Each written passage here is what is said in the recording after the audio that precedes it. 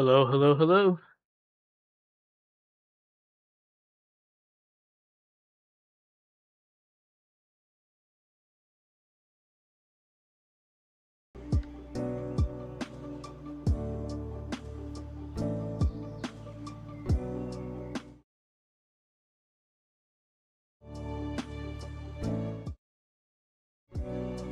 Okay, there we go.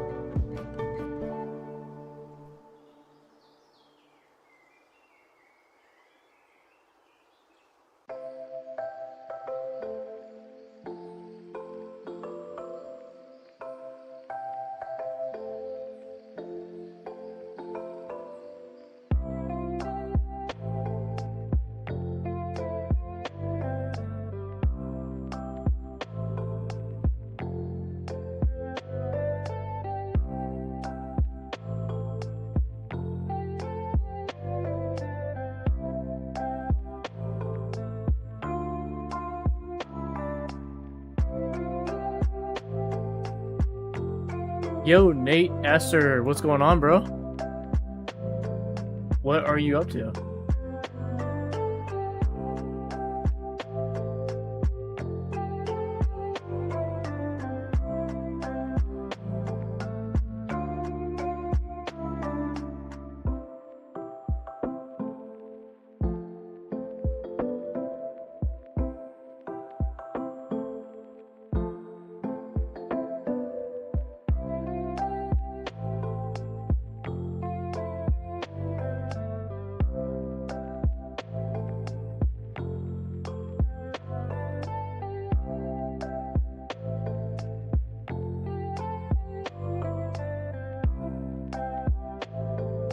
Just got back from the bike ride. I took an extra lap to make up for last time. Cool, bro.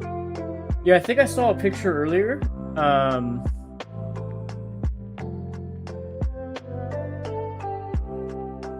At the pier from earlier today on your Instagram. Looked like it was nice outside. How about me? Nothing much. Allie and the girls went to go meet up with Allie's mom to go like get dinner. And I wanted to stream earlier today. I'm not that hungry for dinner. I might eat dinner during midstream or like after stream, but right now I'm not too hungry.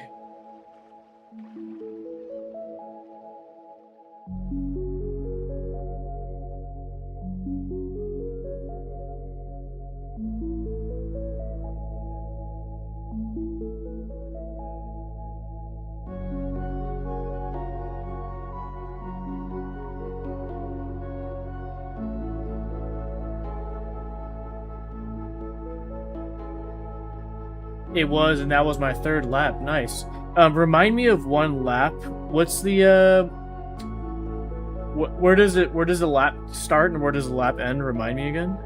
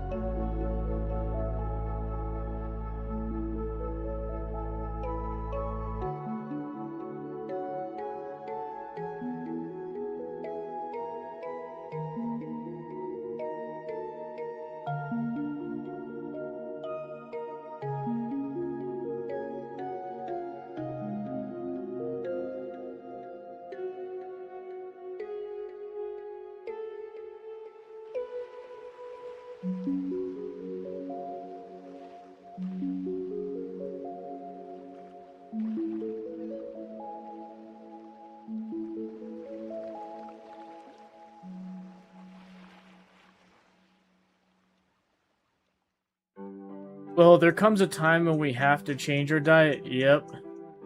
It starts from Torrance Beach all the way to Manhattan and then go all the way back. Oh, nice.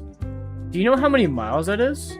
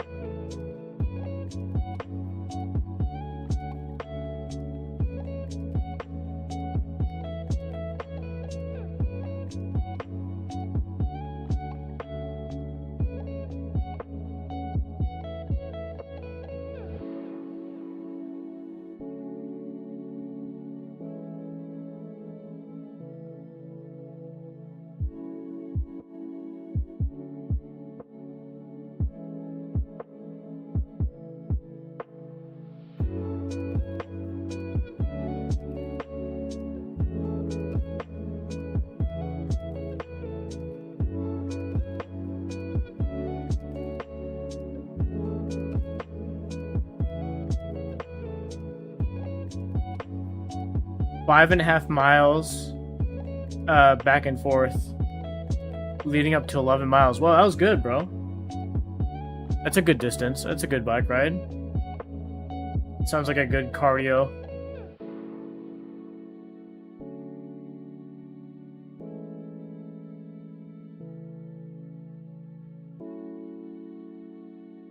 Yeah, I went on a walk earlier today. Did like, I don't know, maybe a mile and a half or something.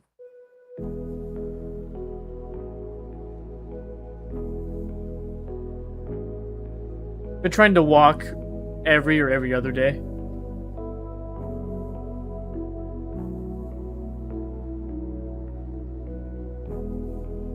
I brought back the gold Ray-Bans. Nice, bro. What's going on, Luna?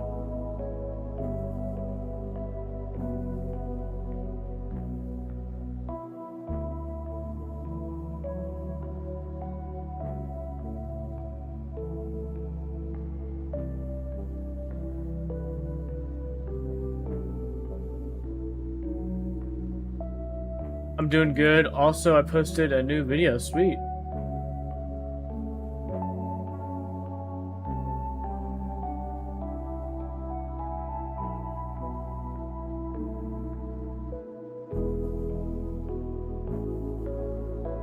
Can I give the link? Yeah, sure.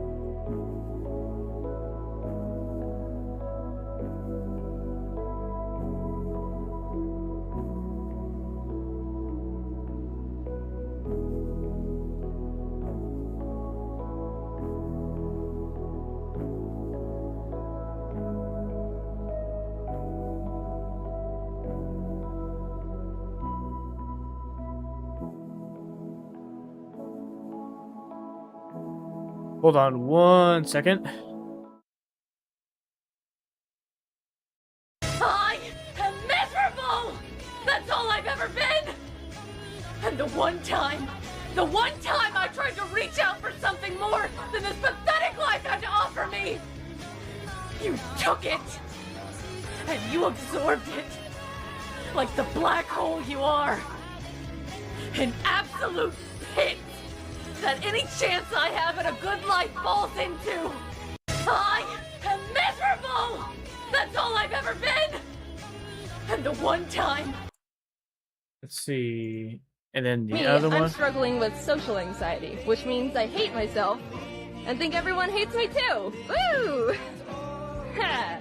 Oh no, I don't think everyone is looking at me because I'm great. I think they're severely judging me because they secretly think I'm more worth. Me, I'm struggling with social anxiety, which means I hate myself. Cool. How'd you make these? Nate, I would walk more often, but right now I'm just doing a Bible translation debate. It's between ESV and the NIV for right now. Another version might be included. I don't know yet. Nice. Yeah, I'm a fan of the ESV. I think there's 3 versions. There's like if you want to be like literal, like closer to the exact translation, the NASB is actually more literal than the ESV. ESV is what they stand for. It's like essentially literal, like essential literal. It's like if you take the NASB and the NIV, the ESV is like somewhere in between. But do you actually know that the NLT is a really good version too? Like although it's more thought for thought versus word for word, the people that translated the NLT have actually done a really good job. Like again, even though it's thought for thought and not word for word, although the NLT is more like thought for thought than NIV, like usually the NLT is like for younger people, but like my college professor, Professor Sprinkle, he actually was like, he knows about the translators and knows their like qualifications and how great they are, and they did a surprisingly really good job with the NLT. Gotcha Club. Okay. These remind me of the bit strips that I used to post. Oh, nice. I think while we hang out, I'm gonna play the next. Let me see here. The next Hidden Cats game. Hold on. Hidden Cats.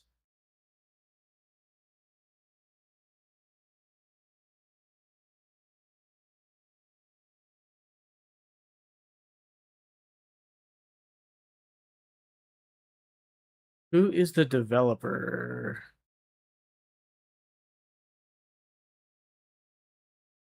Do you like my videos? Yeah, they're really good. I mean, I wouldn't even know how to make it. Nuke Art Studio.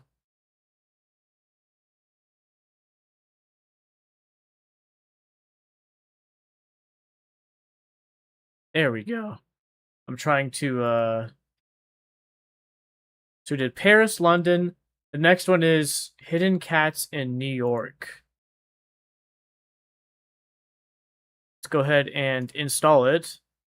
And earlier today, I actually beat London off stream. I got 100%.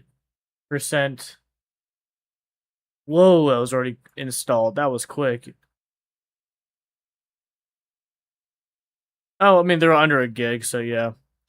Yeah, I beat Cats in London off stream. Got 100% achievements. I'm trying to do that for all the for all the hidden cat games because they're really fun. They're really simple. So it's like to me, it's very obtainable. Like one of the one in terms of achievements, something like Halo seems like a painstakingly long. It would take a long time to get each achievement because of like length of levels and difficulty of like specific criteria you got to meet. So but this game's like polar opposite. It's like so easy to get them, and it's fun. And speaking of achievements, hold on one second. Uh, I'm actually gonna get Nightbot up and running. Am I the only one watching on Twitch? I don't know. So far it's showing we have 3 viewers in chat on the Twitch side. So yeah, I don't know if anybody's actively watching, but anyways, I'm gonna get the song request up and going.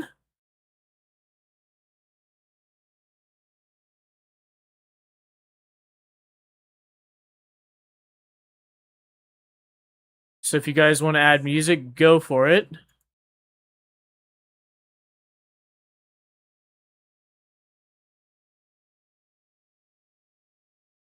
Inactively watching for now. Okay, cool.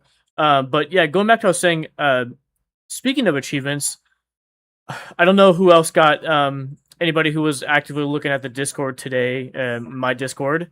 I made an announcement that I added a achievement channel, specifically to like post achievements like uh like screenshots, like whether from Steam or Xbox or PlayStation or you know, or even in-game screenshots. So like okay, so for example, like if you think of like Switch, the Switch doesn't have achievements, but like, you could screenshot like completing like I think about like Mario Kart 8 Deluxe or something. It's like if you get like all 3 stars on like on all the cups or something like that, or all 150cc 200cc. It's like bragging rights. So you can post that in Discord. It's a cool way to sort of it's friendly competition. That's the way I look at it. It's not like I'm like angrily trying to be like the best like towards anybody else, but it's kind of one of those things where it's like I think friendly competition is kind of fun. And so yeah, whether it be on Steam, PlayStation, Xbox, or in-game stuff like look what I achieved, screenshotting like a menu of like the achievements completed you could do. It's like, the possibilities are endless of ways of sharing achievements done, but I think it's fun. All right, Luna, I'm gonna give you a roll. Let's see. Rolls. There we go. Make you a citizen. Yeah, we have like a smaller type of community, more intimate side. So like I physically like approve everybody at this time. I haven't gotten around to like setting up a bot to do that, but anyways, yeah, it's like I physically have to go in and like give you like a role so that you can like see all the other channels and stuff. But I do know that there's like bots that exist. I just don't know how to do it.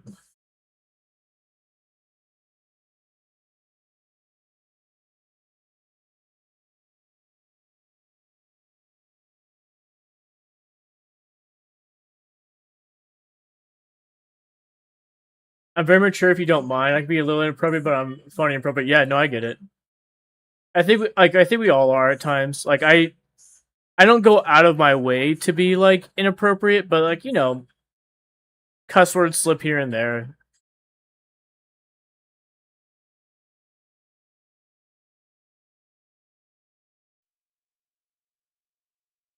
Like to send random gifs. Yeah, no, for sure. That's fine.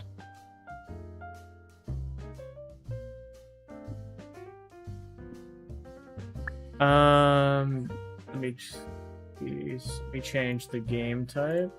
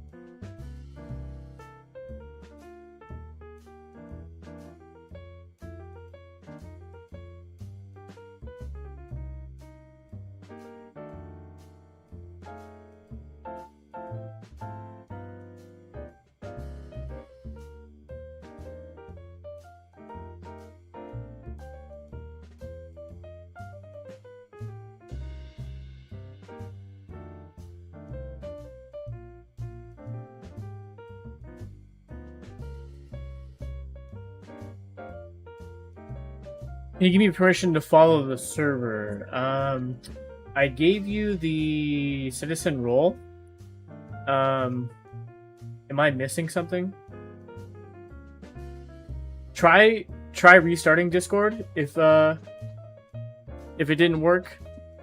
You should have all the normal like permissions. I found the chat. I was blind. Okay, no, for sure. Yeah, under lobby, general chat.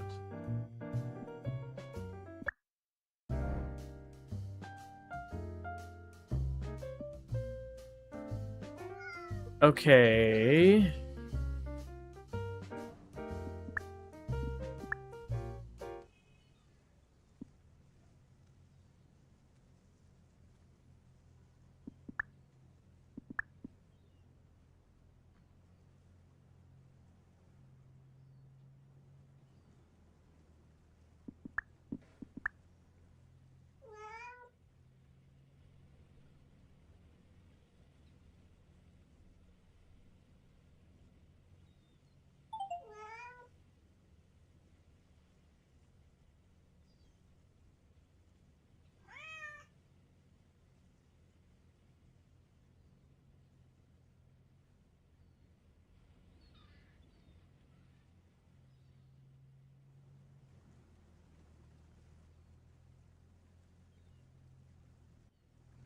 $120 cats on this one, on the normal one.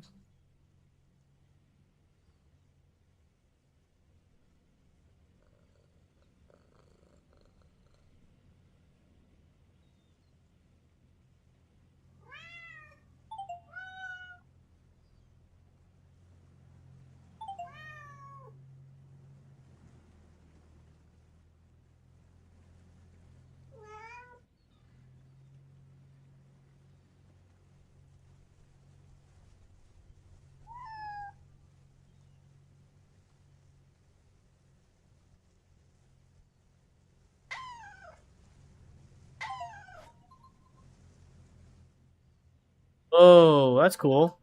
Is it like sunset? It's like kind of dark. Very cool though.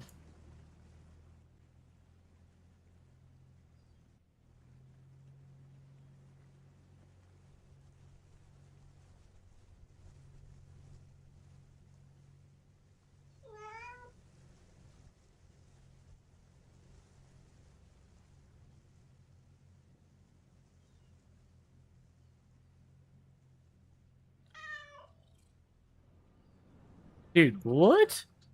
How spaced out do they have these cats, bro? What the heck?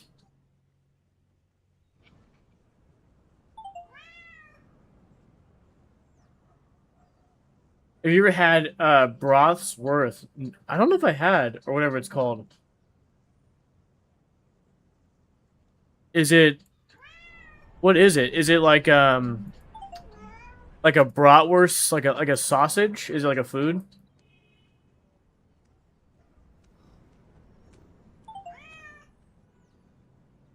Bratwurst. Yeah, I think so? Gosh, I don't know. I've had all kinds of sausage, but like, I don't know if I've specifically had bratwurst. Let me see this one.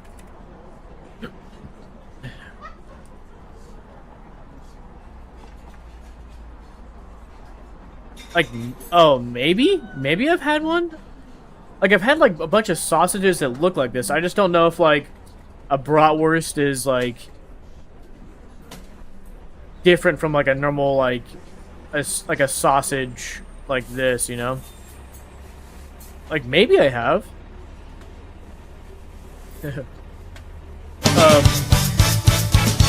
Have you had the bratwurst?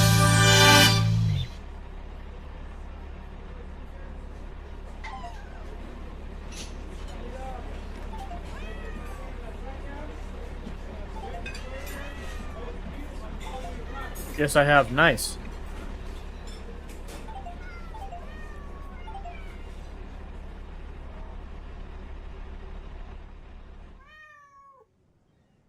What'd you do today, Luna?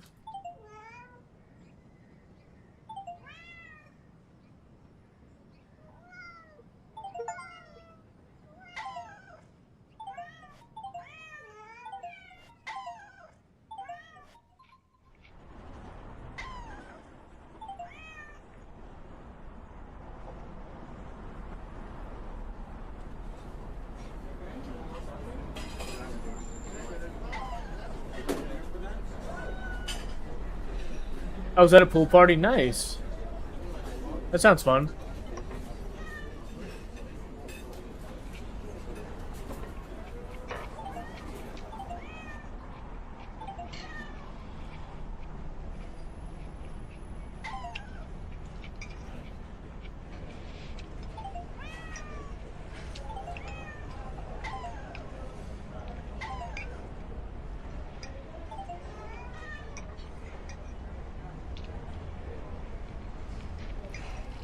I nearly fell asleep on the floaty because I was so tired. Yeah.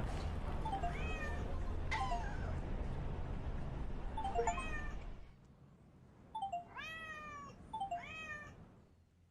feel like I've done that before too. I think it's because I get scared that, like, what if I fell off, like, while I was sleeping and, like, fucking drowned or some shit?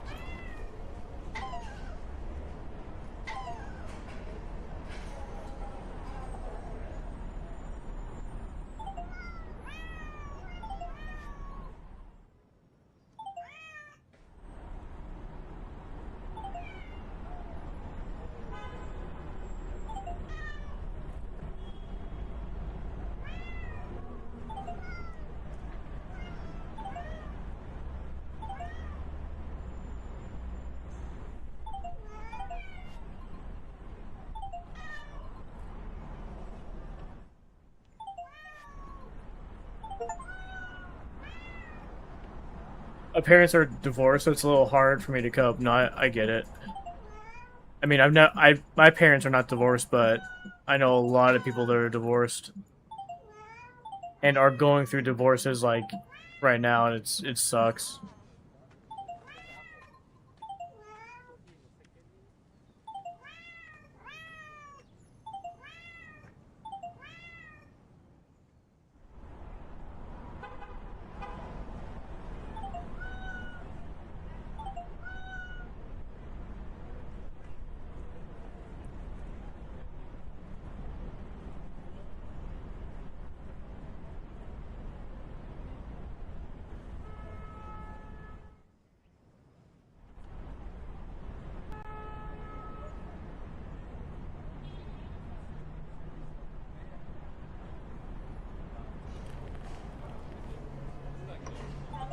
The cat dude in the back of the car. Oh, and the cat in the lap right there.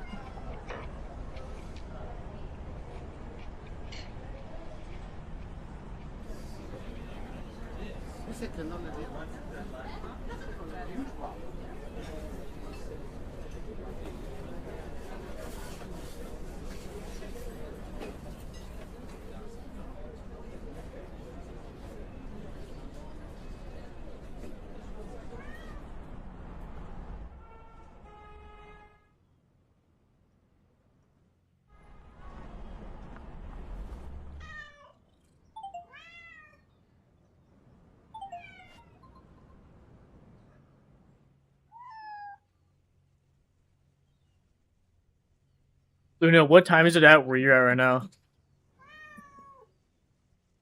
Did you already have dinner yet?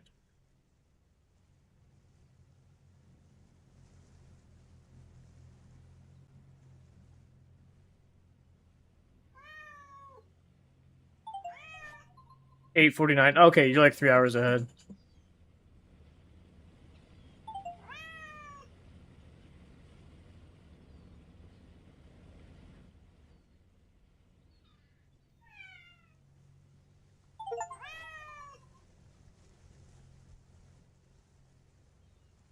Where do I live? Oh, I live in California, Los Angeles, like Southern California.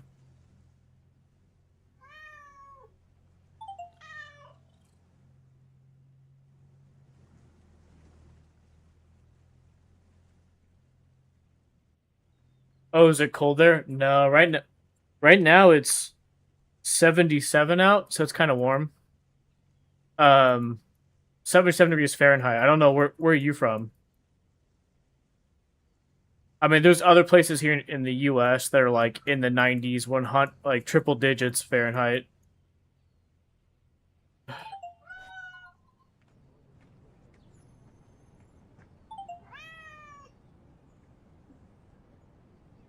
Georgia. One of my best friends is from Georgia. Peachtree City, Georgia. Is that what I get it right?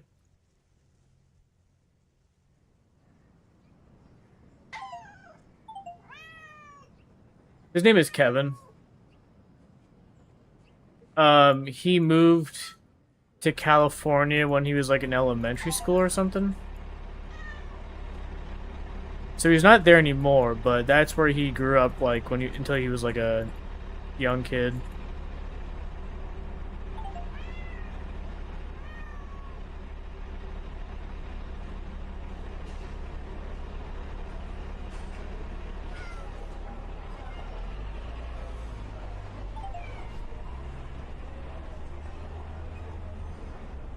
Is he a Twitch streamer? No.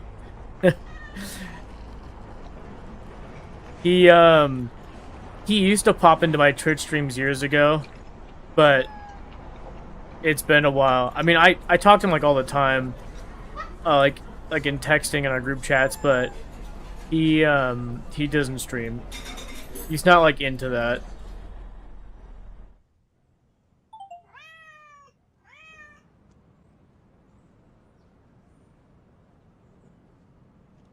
The song was giving me Tool. It was giving Tool for a second. Solely Erna. I've never heard of this.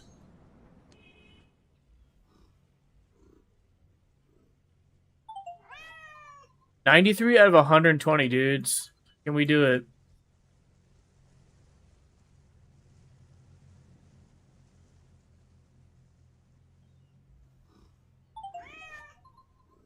Oh, cool. It is nighttime. It looks so cool.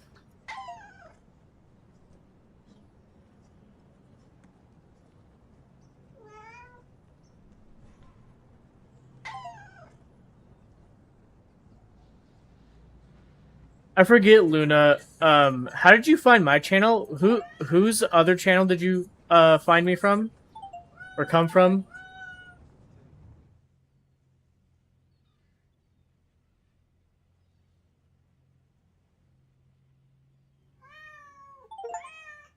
Okay, we are at 100. 20 more.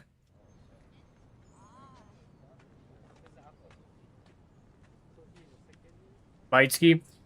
Try that again. Your song didn't go through. Do the exclamation mark, not the @ sign. Try it again. So that way it goes through.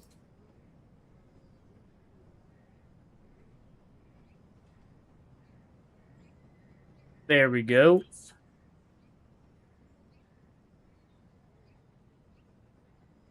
My blind awe.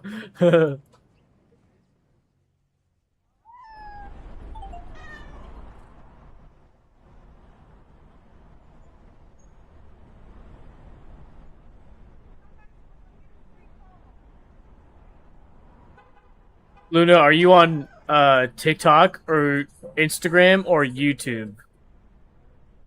For like watching stuff. Like do you prefer TikTok, Instagram Reels, or YouTube Shorts?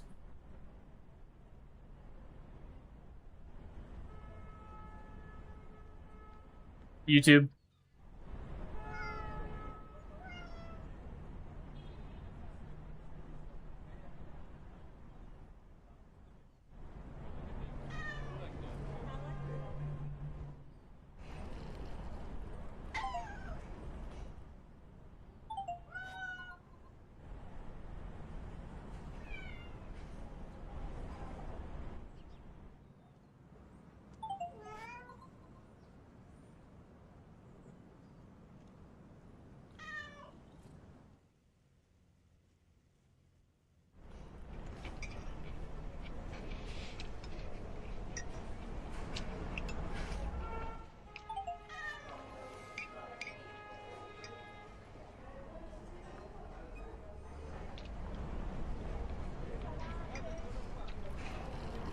Dude, that red one there, that's a sphinx, you could tell.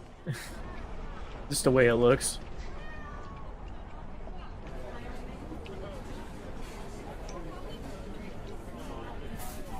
Ooh, a donut sounds good right now.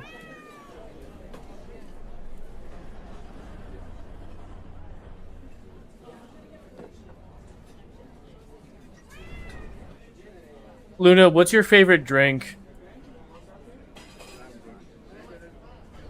You like soda, juice,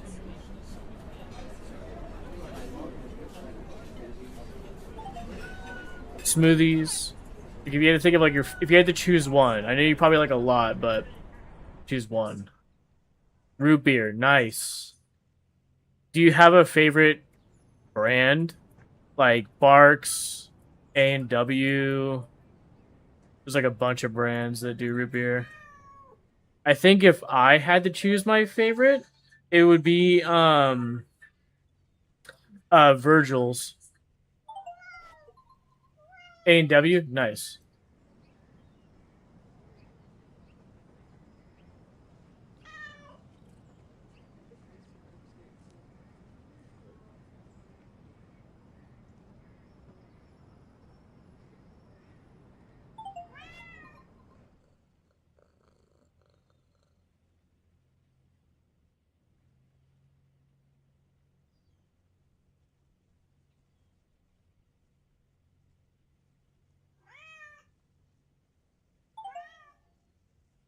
The Ghostbusters car.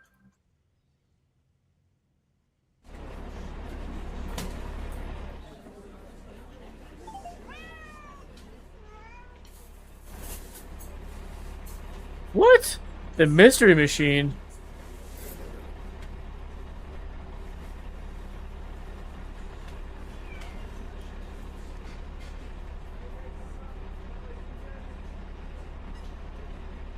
Okay, and then if you had to choose a favorite food, which this might be hard to do because, you know, everything's different.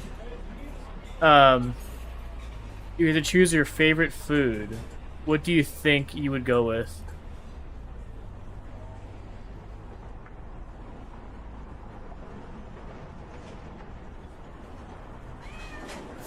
Sushi, nice.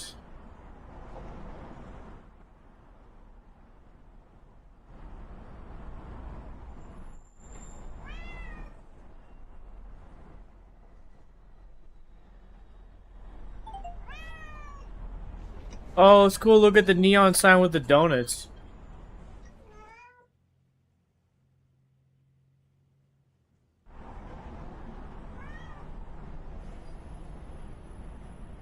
An $8 foot long. Is that a deal now? Is that a steal? What's your daughter's name? It's Zoe.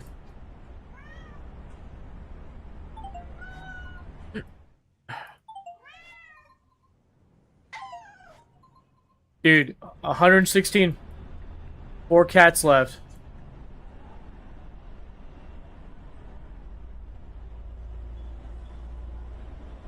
Can Zoe come and say, oh, she's not here right now? They're out to dinner.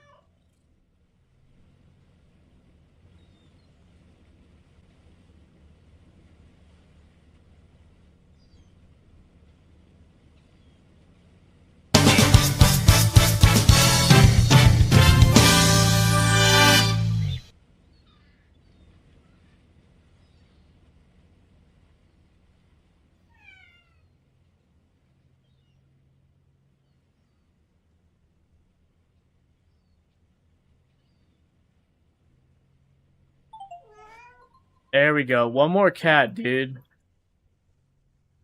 On this big ship, maybe?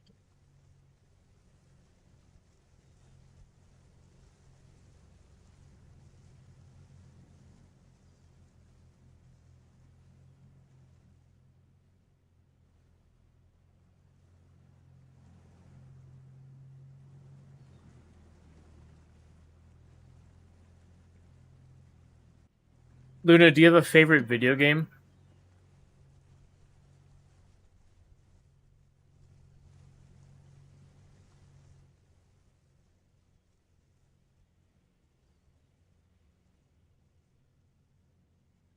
Zelda. Oh yeah, did we talk about this? I forgot. It was Majora's Mask, right? That was your in horror games.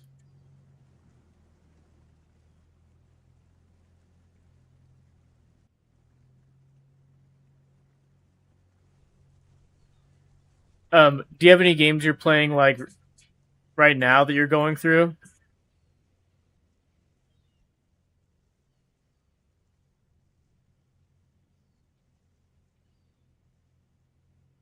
It's gotta be one of these boats, man.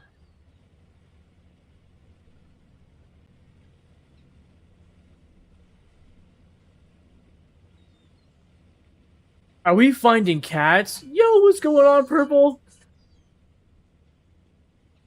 We are. We're almost done with this level.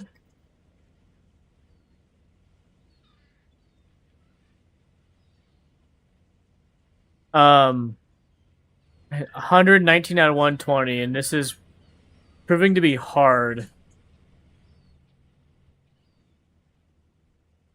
I'll thank you for the shout out, of course. Always.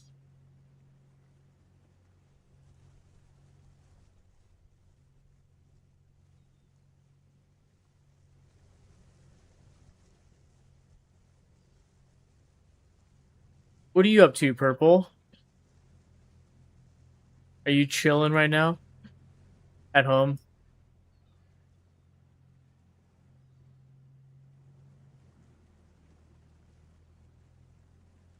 Laundry? Y'all need to go follow Purple. Earlier today, she was doing a Lego build on stream, which was always cool. Wait, hold on. I need to show you something. See, I missed one of your Lego builds. I came in at your Ninja Turtle one, but let me show you something.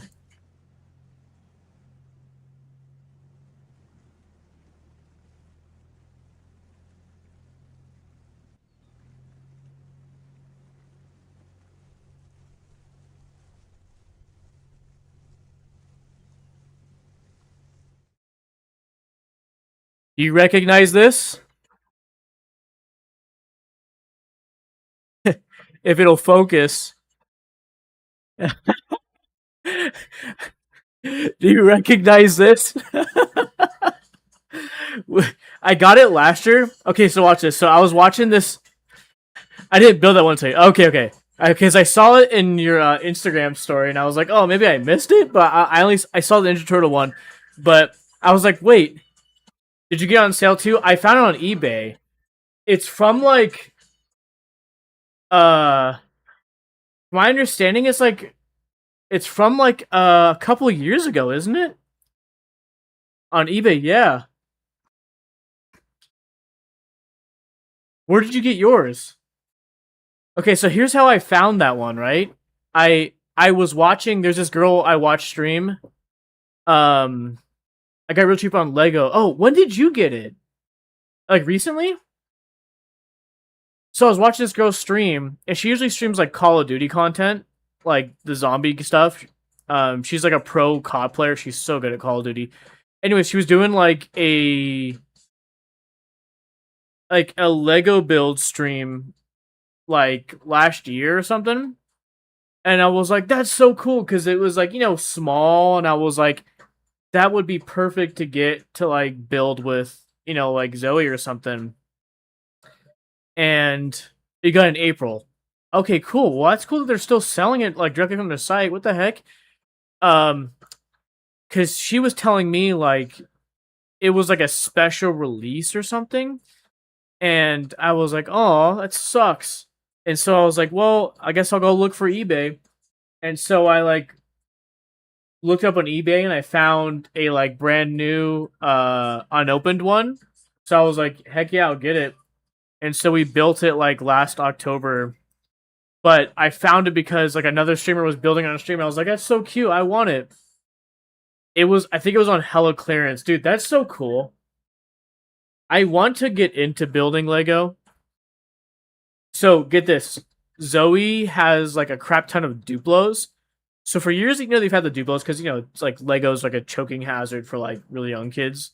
I mean, Zoe's old enough now, but I mean, when she was like 2, 3, 4, maybe 5, it's like, it was kind of like you didn't want to give them Legos because they're still putting stuff in their mouth with that face. Like, hey, out of your mouth. Hey, out of your mouth. They're always like, putting testing stuff putting in your mouth, so you don't want to do it with Lego. Then you get Duplos, right? They're so big, it's like you ain't gonna choke on it. The pieces are so big. But I wanted to get Zoe into Lego because she's like old enough to like start having fun with it. Um, but yeah, that's the story behind how I got this one. Saw some girl building it like last year, got it online, and made it last year. But it's really cool. Now, there was something I didn't know you could do. I didn't understand it, but this part right here, right? So you can make the face angry like that, or you can make it happy. And I didn't know that. I didn't know you have so there comes a point like in a certain part of the build you kind of have to choose the angry or the happy one. Maybe you're smarter than me, but I was like I didn't know that, so I was like, wait, you could choose to have an angry or a happy face. So I did angry, but I like didn't know it, but yeah, I was gonna say like maybe for you it's like super obvious, but for me I was like that was like my first Lego build in a long time. Like maybe since I was like a little kid. Like since I was like maybe 5 or 6. But I want to get into building Lego. Like there's a lot of cool things. I just noticed that today. Okay, sweet. Hold on. Let me go put this back out of the shelf. But I deconstructed it and kept the box. Like basically all of November we had it up on like a shelf to like look at and play with, but um I deconstructed it and put everything back in like Ziplocs and tried to label them.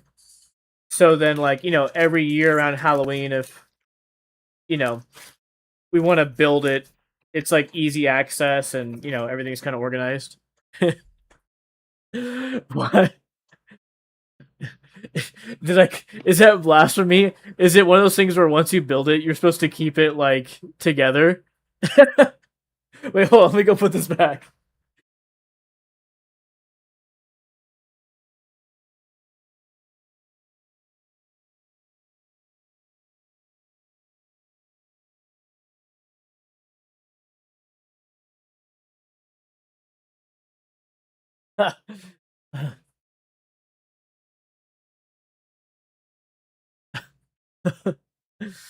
Why would you deconstruct it? Yes. I don't know. I don't know what I'm doing.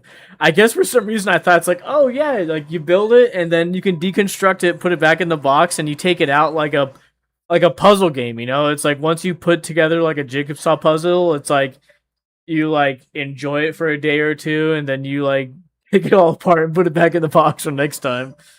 Oh man. Anyways, I'm learning now that that is unhinged behavior. I'm learning. No, not the same. Yeah, I figured now. Yeah. Okay, I'm not. I won't tell that story anymore. I don't want people to think I'm stupid. You do you though. Yeah. Oh man, it becomes house decor. See that makes sense, and I did think about that, and I kind of want to get some other Lego so I can build and then have like a shelf, and then display it. Tell everyone is really cool. Look what's sitting on my PC. The zombie Minecraft Hamburglar. I have this sitting. I have this sitting on top of my PC tower. Actually, I think they're for like 12 bucks out of 20, so it actually looked cool.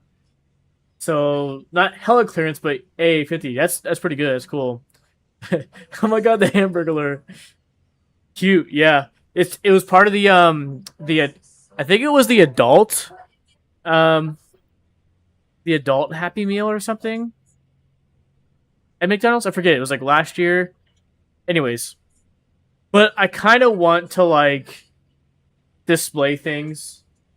Like people, and sometimes people put stuff inside their PC case, like on top of the graphics card or on the bottom as like for displays and stuff. So people do all sorts of cool stuff with Lego, but it'd be cool to have like a shelves behind me and then like display Lego builds like that or something. I have to find a spot, literally a Lego curse. That's funny. Um, did you have dinner yet, Purple? Okay, so we're on the last cat, dude. And I don't want to use a hint because I think one of the achievements is find it all without a hint or something. I had popcorn. Okay. What flavor? Oh, and by the way, um, request as many songs as you want, y'all. Any song and as many. I don't care if it's 10, 20, 50, literally a whole album, individually requesting each song from an album you love, front to back. I don't care. I want y'all to have fun. Today's been a struggle. Movie theater. Woo! You like my music? Yeah, I do. This is Halloween. Dude, I've been seeing Danny Elfman like recently all over social media. Like interviews and stuff. I've been learning about him a lot recently, like his background and yeah. Like in a good way, yeah. And his like tastes and stuff, and it's pretty cool.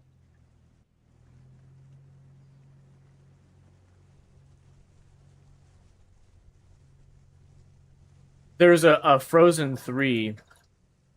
I didn't know that. Not yet. Not yet there's a Frozen 3. And 4.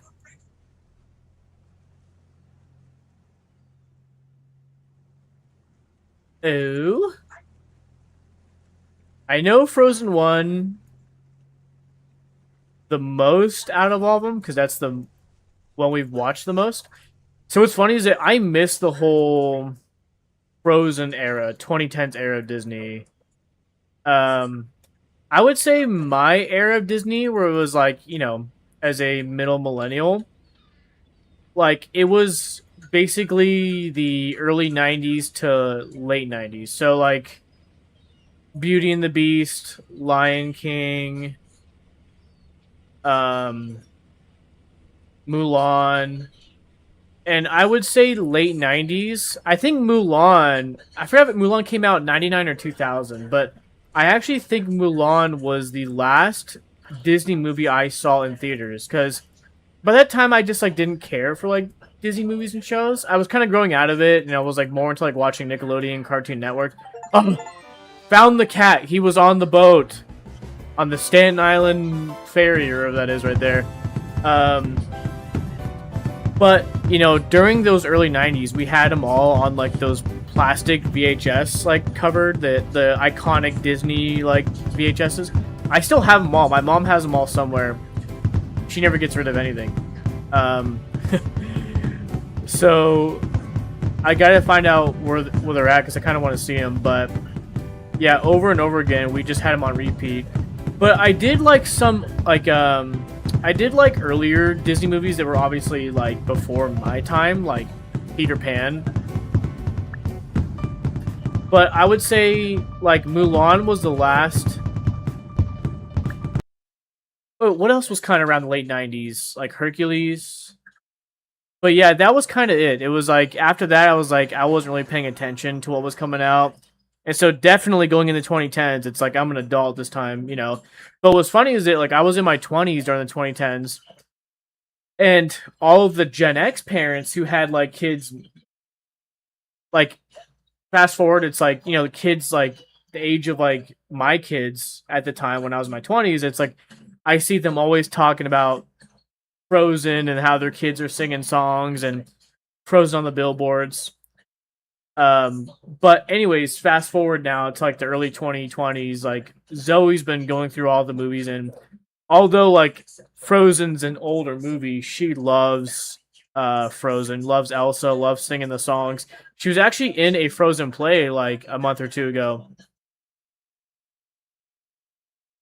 Tarzan was 99. Yeah, Tarzan. Sorry, let me catch up with chat. It's in the making. Okay. Oh, Jamie, do you watch anime? It requested the song, but I think it's taken a minute. Oh, um, it's okay. We can let it play unless you want me to fast forward it. Let's see. Mulan in theaters would be dope. Yeah, it was really cool. Mulan was 98. Tarzan. Okay. I didn't get into Frozen as much as I like. Wait, who'd she play? Oh, she played Elsa for this one. She's been in a couple different Frozen plays, but this most recent one, she was Elsa. But I will say that like, so K-pop Demon Hunters, when that came out last year, Zoe was obsessed with it. We watched the movie over and over and over again. She even watched it like in theaters. They had special showings at some of the theaters, and there it was like the sing along versions. And so it was just like parents and their kids there.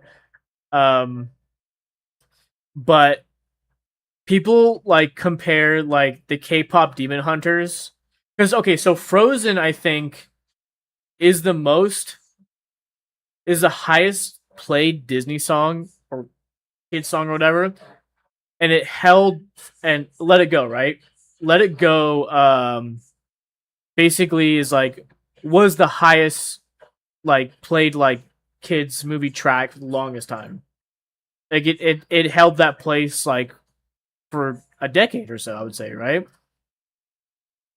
Demon K-pop Demon Hunters is the first movie to break that record in like a decade. So yeah, like it's really cool. And I really like the music.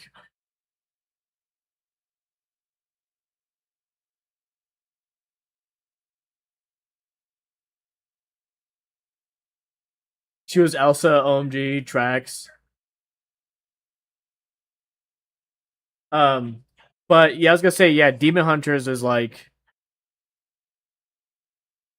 um like blew up, dude. It like surpassed Frozen.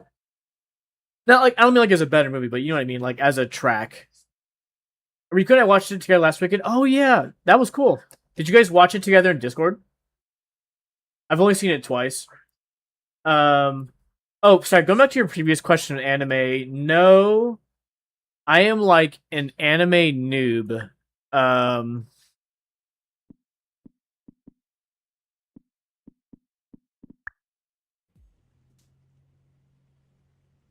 Like as much as I've gotten into anime as this, right?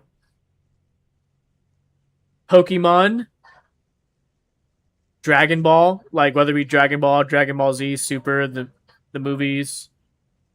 Back in middle school, they used to play on Toonami. They used to play a lot of Sailor Moon, Gundam, like Gundam Wing specifically. Um,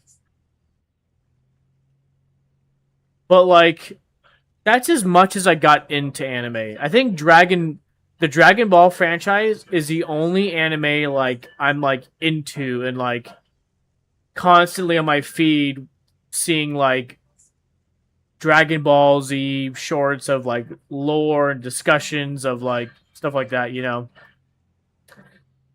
But I've like watched. So my friend came over a few years ago. He showed me in 2021. He showed me One Punch Man. We watched like a few episodes, and that was it. I'd like to go back and revisit it. Um, and then Attack on Titan. I would have liked to get into. I should revisit it. But what really annoyed me is like just like Game of Thrones, they started killing off like characters like instantly, and I was like, oh, That's gonna be hard for me to do. uh, I'm eating peach cobbler and ice cream. Man, that sounds so good. That sounds good. I haven't eaten dinner yet. Okay, I was just curious. Yeah, absolutely. You can ask any questions you want. Oh, I love Sailor Moon. Yeah, so you like fighting action anime? Yeah, I do. Jamie, eat dinner. I know. I was gonna try to maybe DoorDash something like midstream, and then maybe just like eat it on stream and like watch YouTube or something. I used to do that a lot. Actually, it was during the pandemic when I was like streaming 7 days a week to people.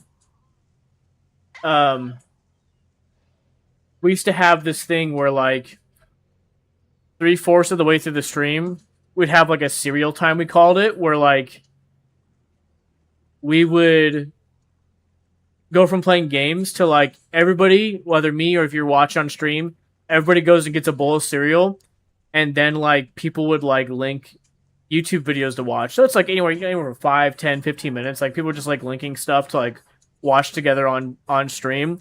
And so we'd all just be eating our own cereal. Cereal sounds really good right now. Man, so many things sound good, but on the sweeter side, like that peach cobbler ice cream sounds amazing. Oh, what is that? A superhero cat. What the heck? It just like flew on screen. Superhero or superpower cat. Here comes the Might Cat Savior. Here comes the Might Cat. Wouldn't it be Mighty Cat? Is it a typo or am I just an idiot? Unlock rooftop bonus level. Sick, sick. Oh, UFO! Oh man, I clicked away too quick. I found the alien cat. Dang it! I wanted to see what the alien cat was about. Megalo box. I would recommend it's boxing. Okay. Gurren Lagann talk. Oh, two. Gurren Lagann 2. What's your cereal preference? I like almost all cereal. It's kind of hard. I think the least favorite cereal I like is like shredded wheat, even if it's like frosted shredded wheat. I think it's like a texture thing I don't like about it. But like, dude, I like anything from the healthier side of like Special K all the way to like super sugary like Cinnamon Toast Crunch, Reese's Puffs, Cocoa Puffs. You know, like in that range too.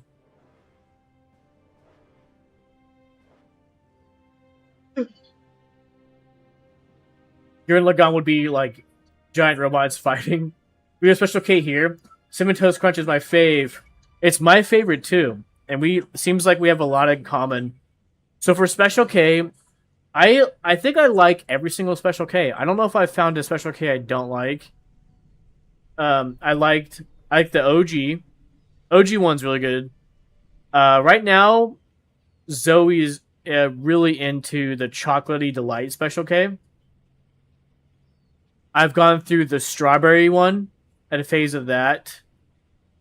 Also, the one with like the yogurt little balls in there were really good.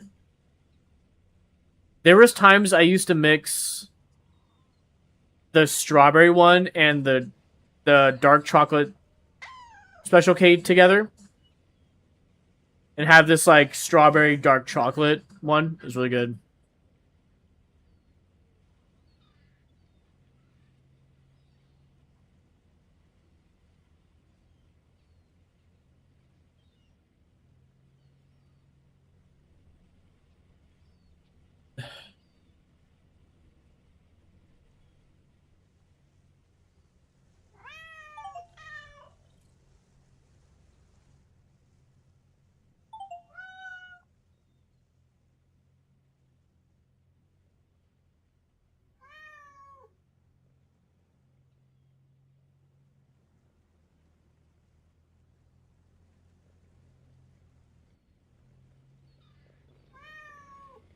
Ooh,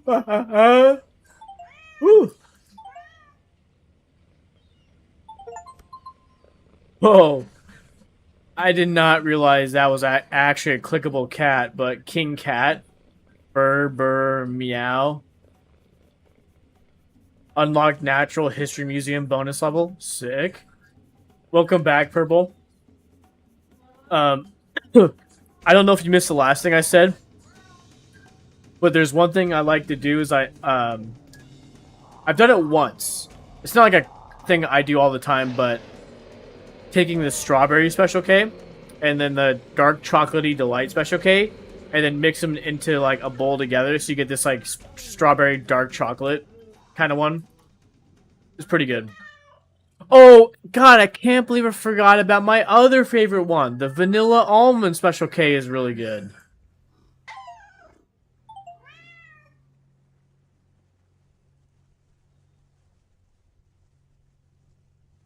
Fly by Night Rush. Okay, throwing in some prog rock. I see you.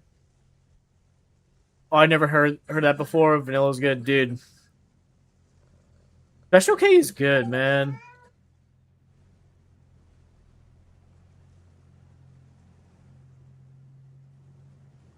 I wish the boxes were bigger. Yeah. You know, the only box they have a big option of is the original. It's like all the flavored ones are like the thinner, like, small ones. The original, you can get, like, double the size. Dude, okay, I don't know if it's still in the box, but have you ever heard of the Special K Diet Purple?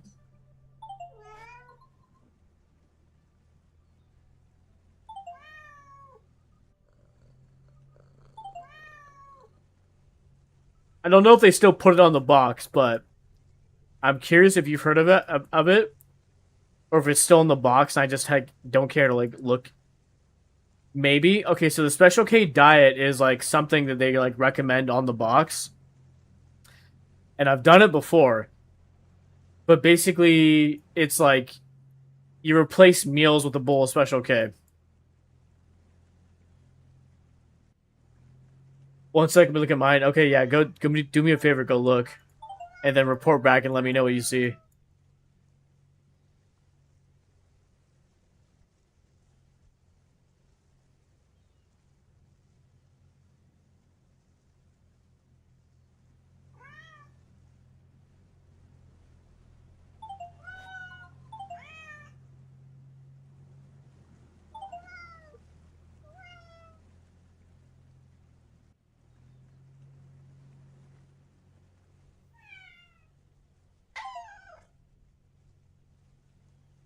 Okay, nothing but a QR code. Okay.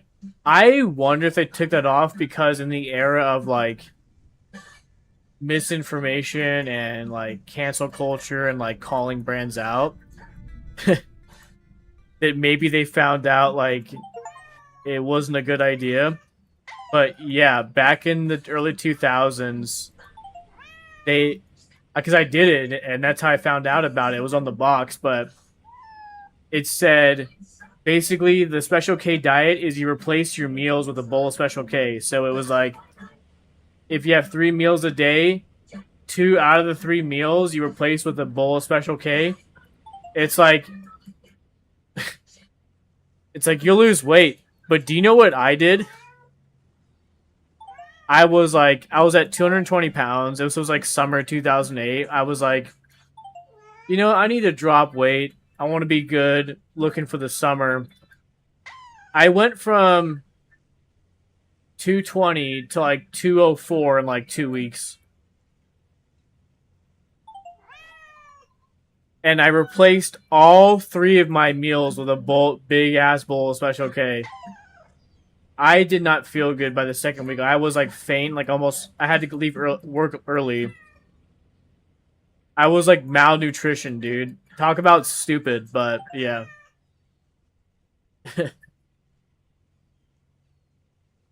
I think in commercials I recall this. Oh yeah, what did you do? Yep, yep. How was it? Man, I was like malnutritioned as fuck. I like didn't feel good. I was like faint and like called off work. Went home and it was like I had like I remember that night because it was like my strength returned to me. Like Um, yeah, I was like super faint. I had sausage. My mom was making sausage, and it's like as soon as I ate like real food, like an hour later, like I started feeling better. It's like, what a dumb thing to do, bro.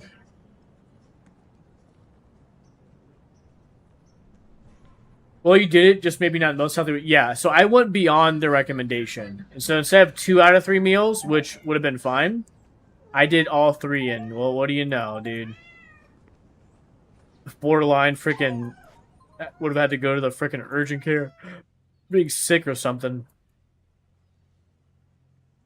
You learned, yep, I did.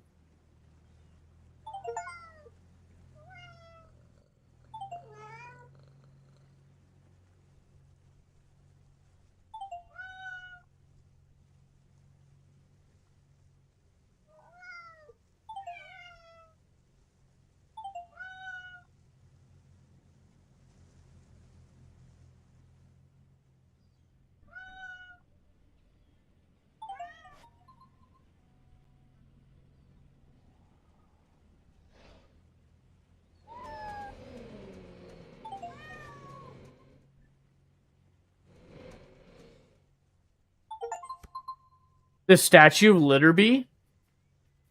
Oliver. I'm hungry, my dear. Snacks. Snacks. Hey, we're like the same right now, bro. He cute. He cute. Very cute cat.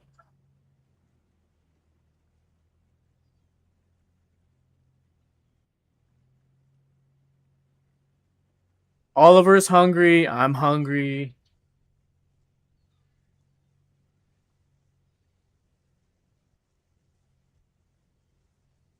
Wait, that's not... How did... Wait, what's going on, Purple?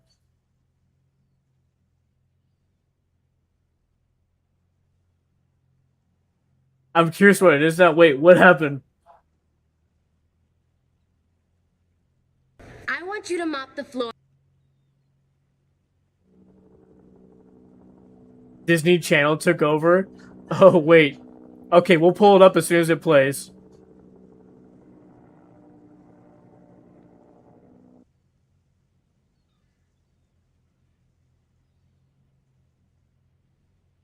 I don't know what mom always knows best is. So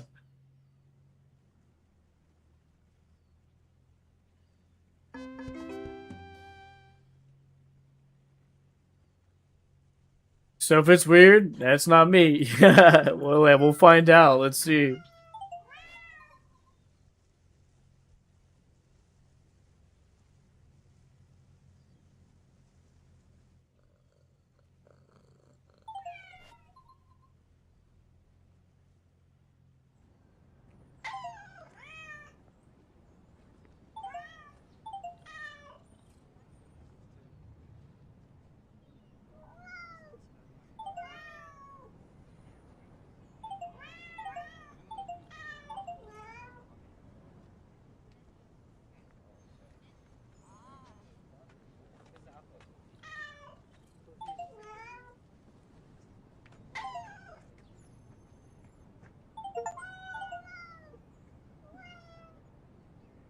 $57 out of 200. Come on. This one's taking a while. And then we gotta find the people too. So on the advanced version, because there's 2, it shows cats, special cats, and then city people. On the advanced one, you have to do all 3.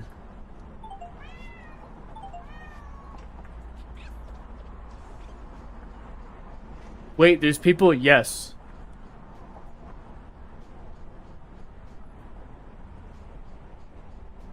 Wait, hold on. Let me pull this up. Look. Here's what it is. I want you to mop the floor with that guard. Come on, the little one. Wait, what? Is that what's-her-face? From, Dune and, You too scared to step to a guard? I will step to her. In fact, I'm gonna step on her. It'll be like river dancing up in here, yo. Zendaya. How you pronounce this? Zendaya or Zendaya? Yeah, it's her, right? Mom, you know I love you, but I gotta mess you up. Excuse me? Scar said that I had to fight you. Oh, well, in that case, hit me hard. What? Oh, I don't want to. You're my mommy. And I say you Zendaya. hit me. Come on, this will just be like sparring practice at home. Okay. All right. Okay. I hit you now. Okay. Wait. Wait, Zendaya. Not die. What are you doing? Alright, so that's what that was. It looks like it was a clip from that show. I've never seen that show.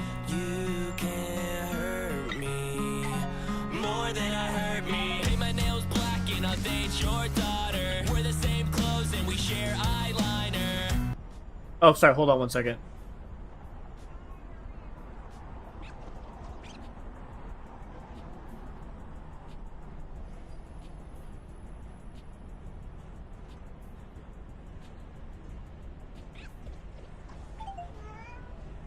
Dude, Purple, what does this look like to you? Wait, hold on. Hold that thought. Minga? Hear the Council of the Elders. Oh, that's a cute cat.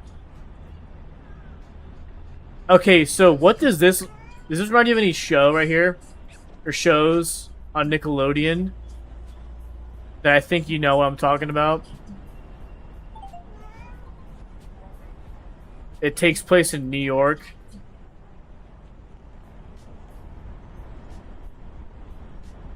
Hey Arnold, yeah, it's giving me a Hey Arnold at nighttime vibe. Like Stoop Kid's gonna leave his stoop. Stoop Kid's afraid to leave his stoop. Did it take place in New York? Yeah. That's like, so all the different schools, they were like, you know how they're in numbers? Because, like, there's so many freaking schools because the population's so big. So, like, the school districts have so many schools, they just, like, they have to do it by, like, numbers.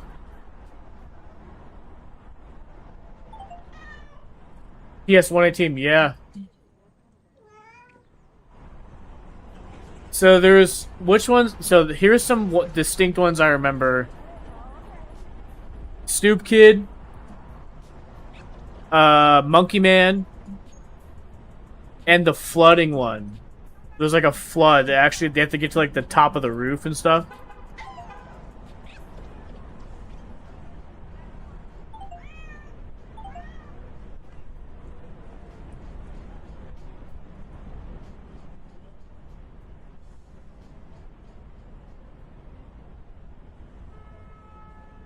How is the music? Does it sound okay? Is it loud enough? It's not too far in the background. The hot summer, the bunny costume, and Stoop Kid. Nice. His cousin Arnie. His room is so cool, dude. I also, like, I did not understand. Like, to me as a kid, it didn't make sense. I was like, why does their house have a bunch of people living in it? It's like not part of their family. And then you find out it's like the grandparents are like landlords, like in an apartment complex. I was like, why do they all have separate rooms like that? Like, but then all share like the kitchen and crap. The Christmas one.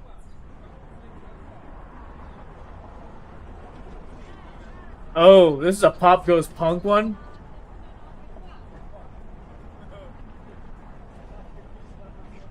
Let me add to that.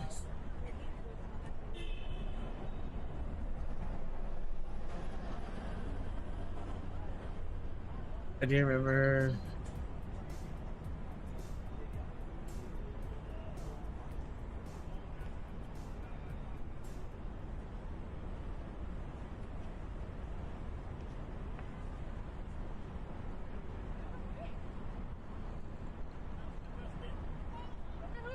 Did it work? It might not work. What the frig, bro? Hold on. Wait, do me a favor, Purple. Can you request it on your end? Is it because it's like the letter U instead of like actually the word Y-O-U? You know, I never questioned it. But dude, yeah, the stairs go, like his own set of stairs going to his own room up top. I thought that was so cool, man. New York is a magical place. Allie's grandparents live in like Upper East Side. There, see, it worked for you. And it might be because of the letter U. But yeah. New York is really cool. U is not a U. Yeah, okay, so I'm glad it worked. I was like trying to figure out like, man, why is it not working for me? But yeah, her grandparents live Upper East Side Manhattan. And they lived like in apartments, kind of like what you would see like in the movie theaters.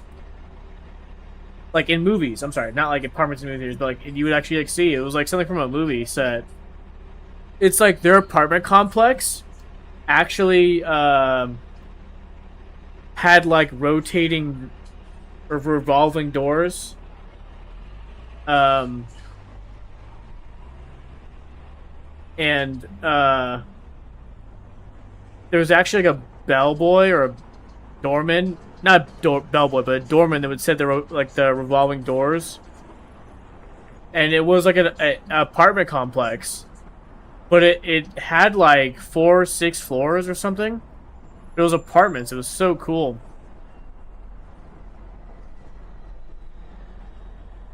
I kind of miss revolving doors. Yeah, they're really cool.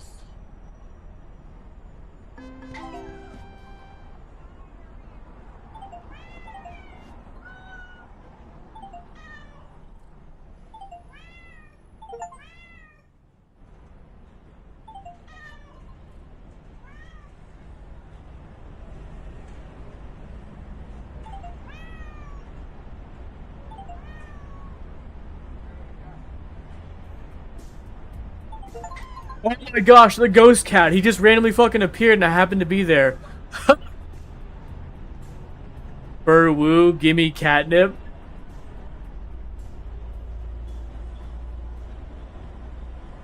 Yeah, that looks like what's his face from Ghostbusters. The green ghost that like eats everything, the fat one.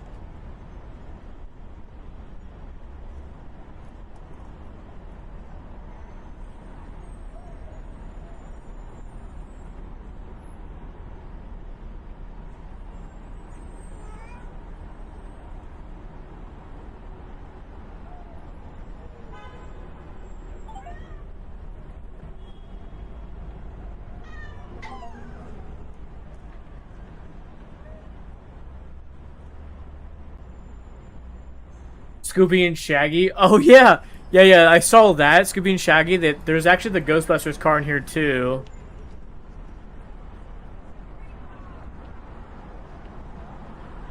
Ghost from Slimer. That's right, Slimer. This dude.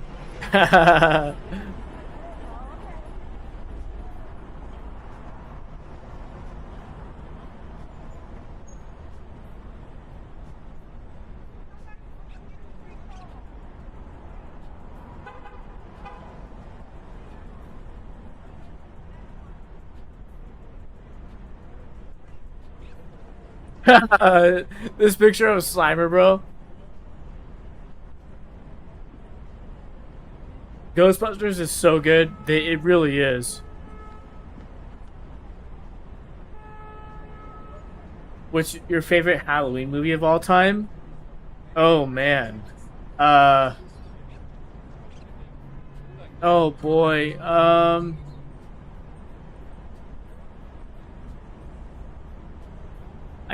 Gosh, well, I don't know.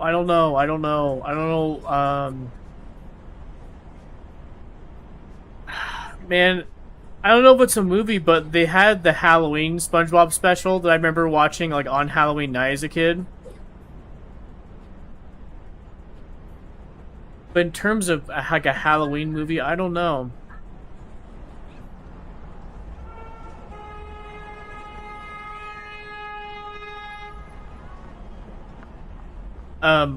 Okay.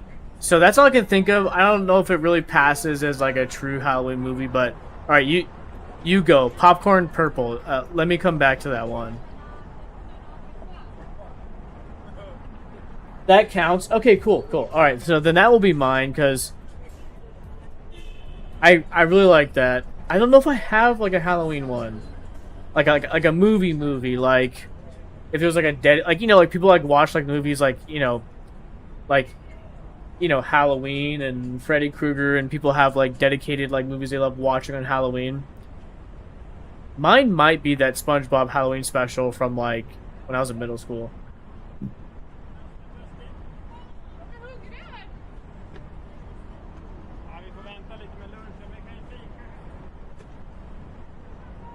I've been depressed lately. Sorry to hear that, Luna. That sucks. Just know that you are not alone. That those feelings, those emotions, those thoughts, like, that other people go through it too.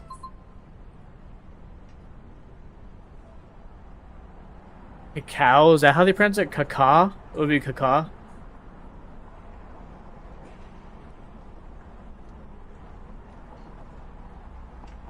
Yeah, but I'm also so young. Yeah, I know it can happen like really young. I've had seasons of depression in my life, you know. I first went through like in high school.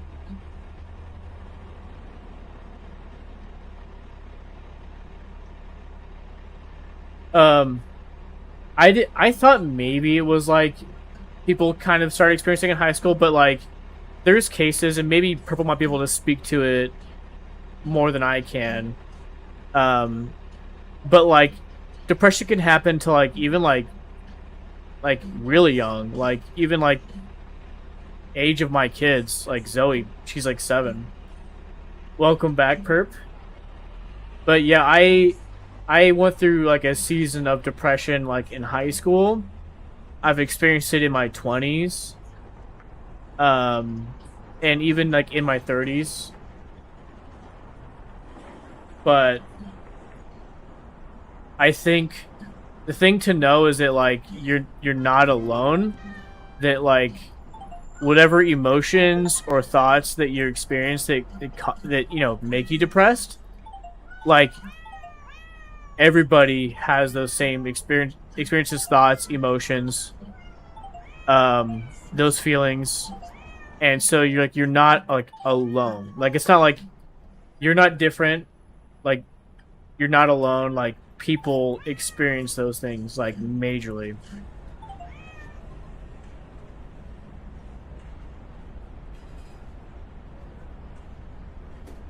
While I don't know if that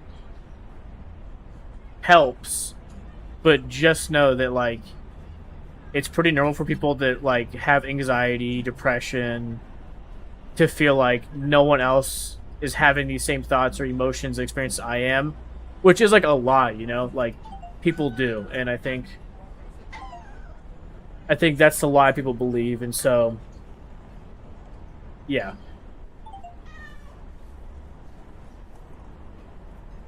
But anyways, let me I'm gonna take a quick break. Give me a few or so.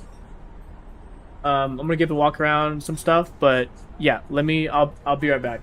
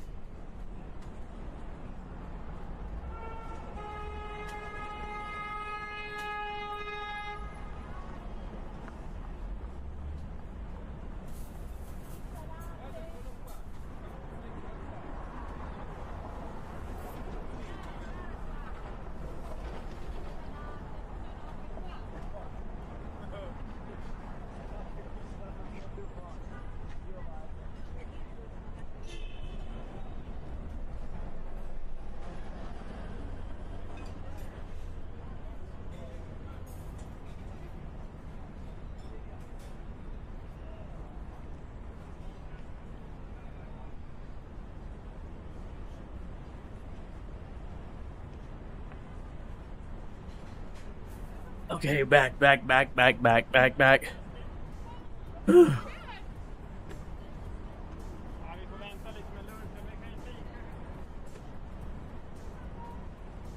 There you go, perp.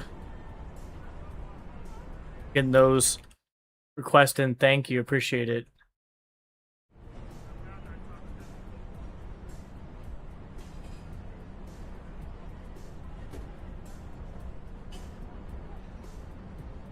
Give me bun. Yeah. Put my hair in a little bun. Sometimes I don't know if it looks better, like in the middle, or higher towards like a top knot. Yeah, welcome. I'm just jumping around here. Yeah, thank you. I appreciate it. Thank you for the jumping around.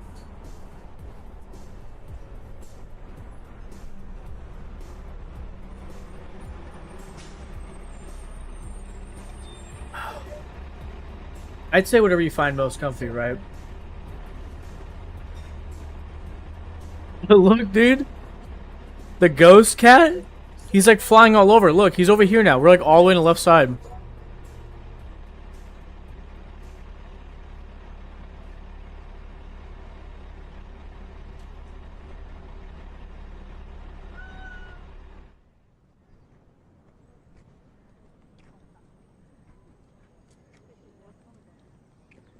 You just remind me of the dwarf character from Deep Rock Galactic.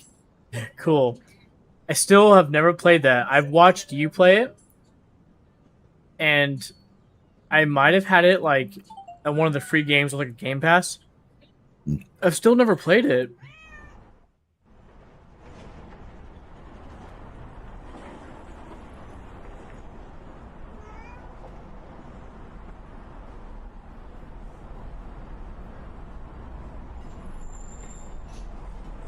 Oh, somebody's here. It's just very fun and chill. Yeah, it looked like it's a mix between like Minecraft and then like action.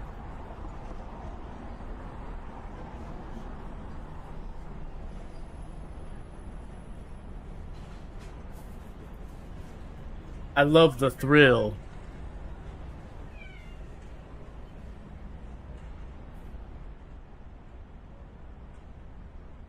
Yeah, shooting aliens.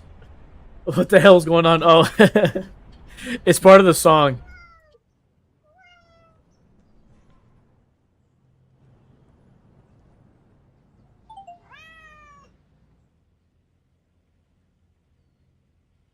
The music video. Yeah, yeah, okay, yeah. More specifically, the music video.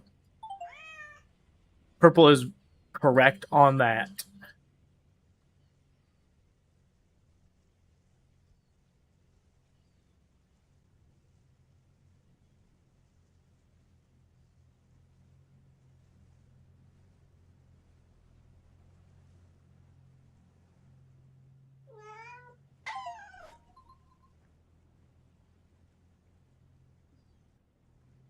Jimmy, were you a Green Day listener? Yeah.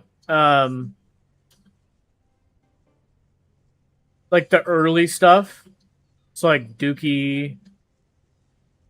Like I only own two albums by them, Dookie and International Hits, or what was I forget the album exactly, but um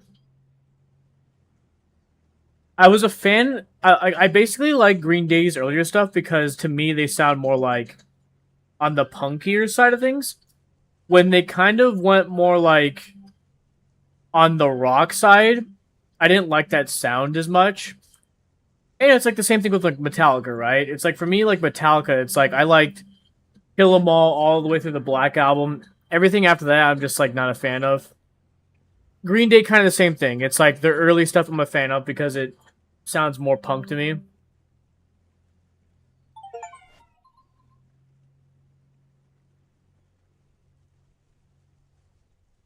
Are you gonna be live tomorrow? Probably not. I usually don't stream Sundays.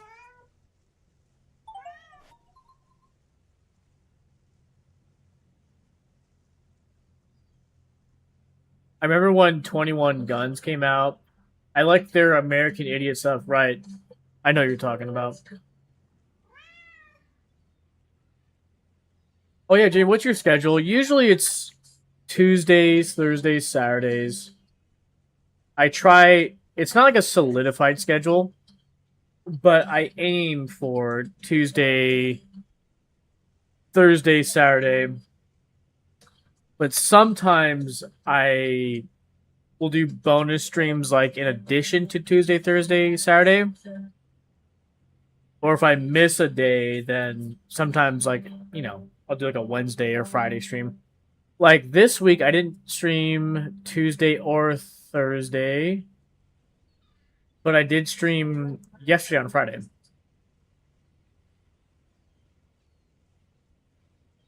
I don't have one. Yeah, I'm not. It doesn't. The schedules don't work for me right now because of just the season of life I'm in. And to me, it would be too hard to say I stream Tuesday, Thursday, Saturday at like 7 p.m. Pacific time, and then like not be able to make it, and then got to post about on Discord, Instagram, or any other platform that hey, I'm not gonna be live today would just be more work for me. So I like just don't have a schedule. Just try to tell people I try to do Tuesday, Thursday, Saturday, or just say hey, like just turn notifications on, then you'll know when I go live. Whether those notifications are on Twitch or on Discord. If you're in the Discord, it's like, the Me6 bot pings everybody when I go live too, so. But does that make sense? Yeah, it would be more work for me to be like, I have a solidified Tuesday, Thursday, Saturday, 7 p.m. And then, like, when I can't, like, have to go out and then, like, do an Instagram stories post, a Discord post, a YouTube post or something, and it would just be too much work to do that. And just because the seasons of life, it's like, more than around not more than, but about half the time I don't stick to Tuesday, Thursday, Saturday, so it's like already telling, like, yeah, I wouldn't be able to commit to it anyways, like a hardcore commit. It feels more like a job too, yeah. If streaming full time ever provided enough money, like from subs or I would love to stream full time. That's like one of my dreams. That's how much I like streaming. But obviously, it's like the money ain't there. But if it ever got there, it's like, then at that point, I would straight up like be on a schedule. Reach, yep. 145 cats out of 200. Slowly but surely, we are getting there.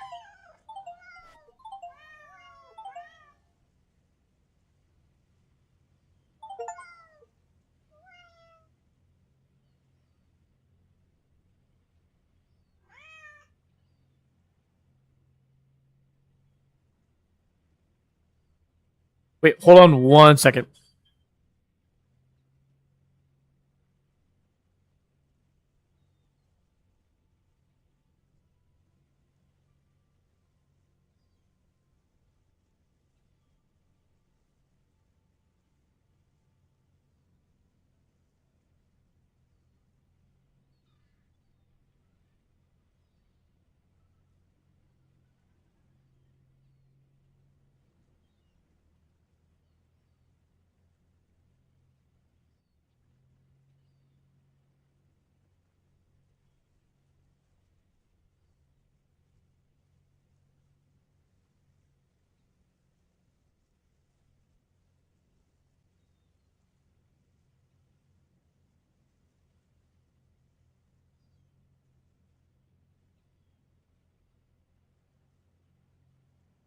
Why does the guy doing the screaming vocals sound like what's his face from A Day to Remember?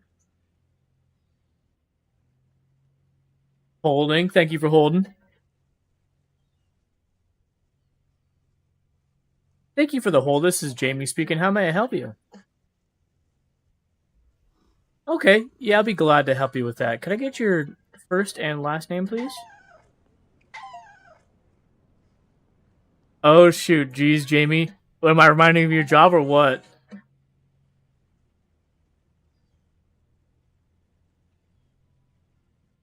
Throwing shots. You see, I have a very in some ways that on the phone part of the business is very similar to yours, Purple.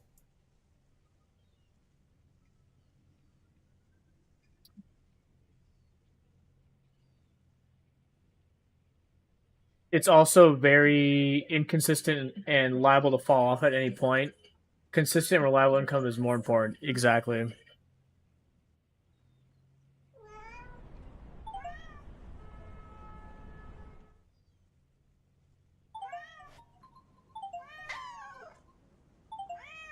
Yeah, and to put in perspective, even like people who like stream to like 100 viewers and like a partner like don't make enough, you know, and have to treat it like it's a second job or a side hustle, you know. I mean, you to make money off Twitch, you really have got to be big. You can't just be like you can't just be even a partner with 100 viewers, right? I mean, dude, like assuming like let's do the math, right? No, I want the calculator. I mean, you start to put into perspective, like, what? No, I said calculator, didn't I? No, hold on. So, like, assuming you get 50-50 splits on ads, right? If you have 100 subs, right? You want, let's see, like, you stream to 100 viewers and you're like a partner, right? And that's like a partner on the lower side, you know. If you do, okay, so if you did five, it was a sub. A sub is what, $4.99, right? So times 100 people, okay, divided by 2, 50-50. Or what do partners get? Do they get 60-40 or 70-30? So it's like $250 if you're 50-50 for 100 subs.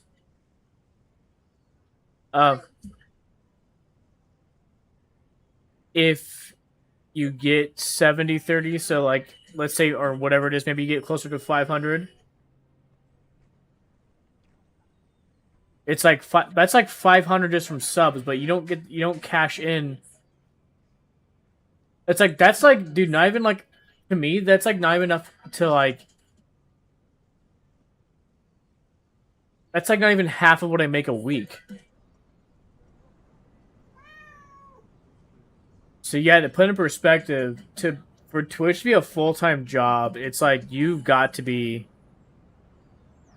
I mean, you gotta do the math, but it's like how much you make a week, like in your real job, you have to figure it out like through subs and ads, you know, is enough to leave my current job.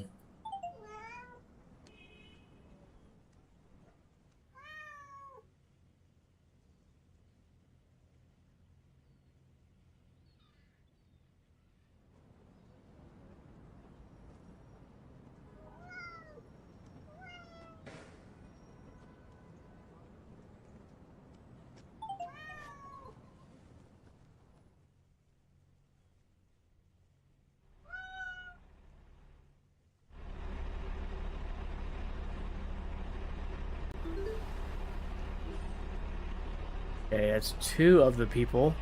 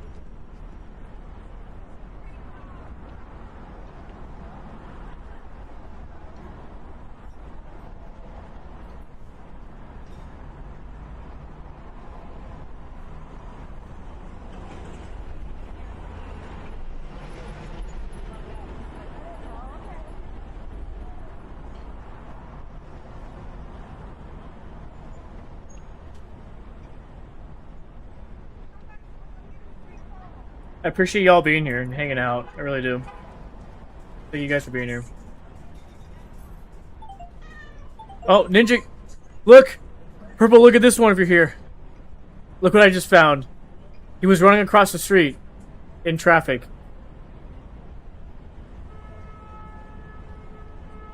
I hide, I jump, I fight, I'm a ninja.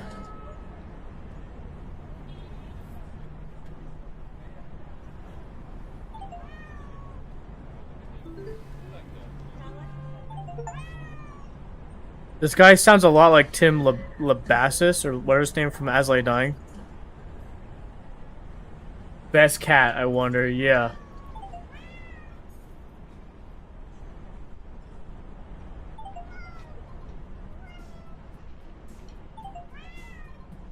It's the ghost cat again. Go ninja, go ninja, go. Go ninja, go ninja, go. Go, go, go, go.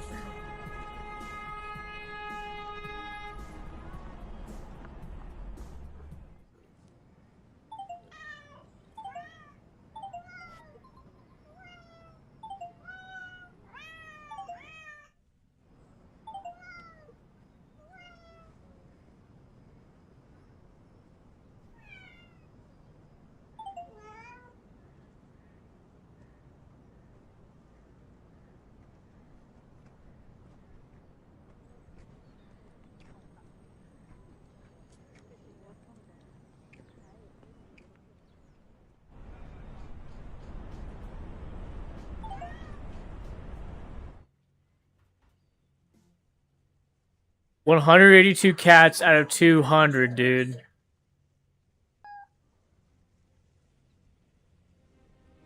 Alright, we're gonna have to slow it down, go over it with a fine-tooth comb.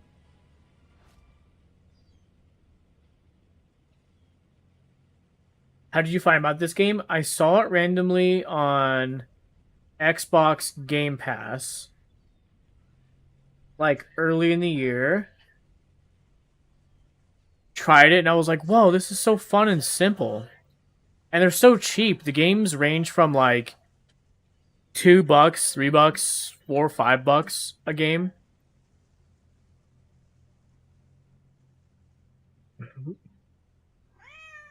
So I played the Christmas one.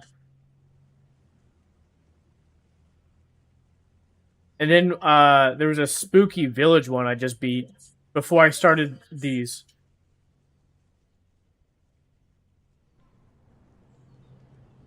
Yes, there's like spooky, like Halloween themed ones, Purple.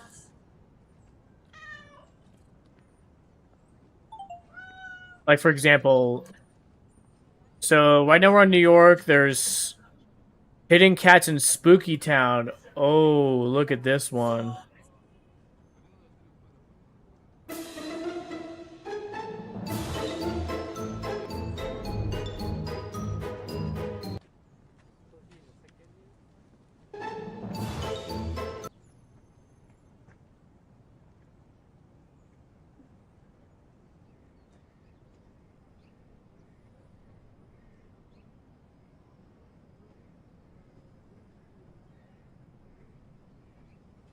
So, Spooky Town I have not played, but I have played...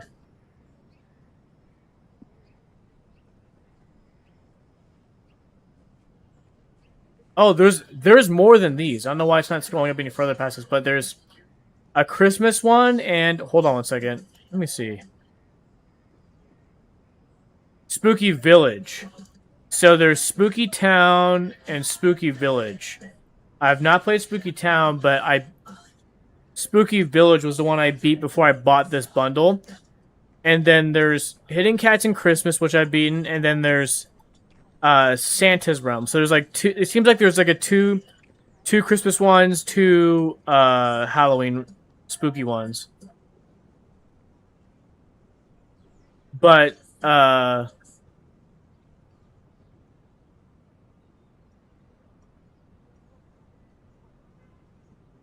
this one was hard. This one right here.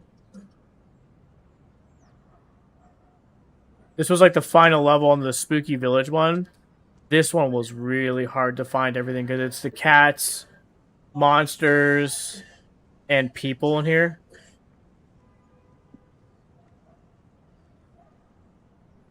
So this whole bundle with all these cats was like 40 something dollars. But yeah, each game on its own ranges from like $2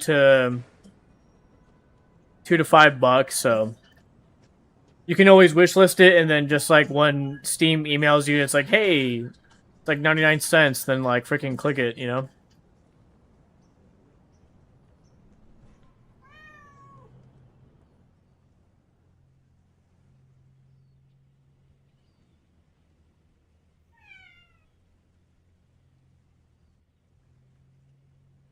Dude, that part is giving me giving POD.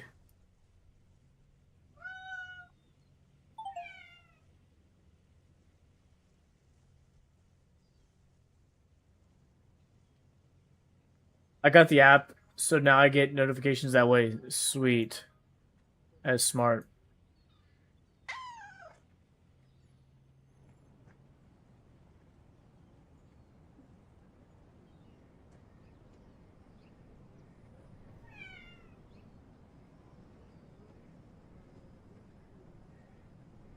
All the sales, right? Okay, found him. Dude.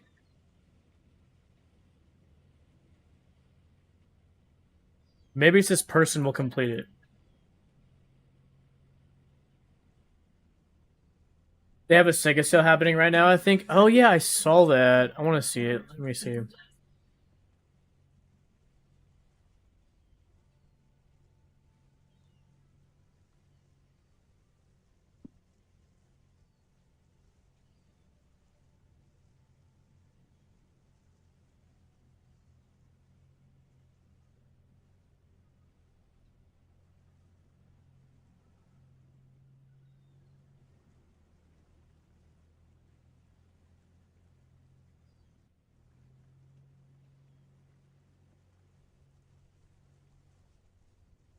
Oh, they're doing a second Alien Isolation game. I've never played the first one, but I used to watch people stream this like 6, 7 years ago.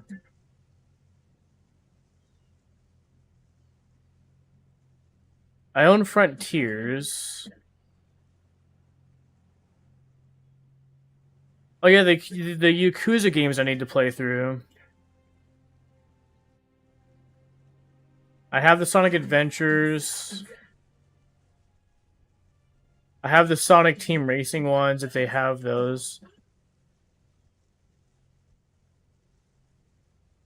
Sonic Mania. I do not have Sonic Superstars. $10.79. Wait, why is it mixed?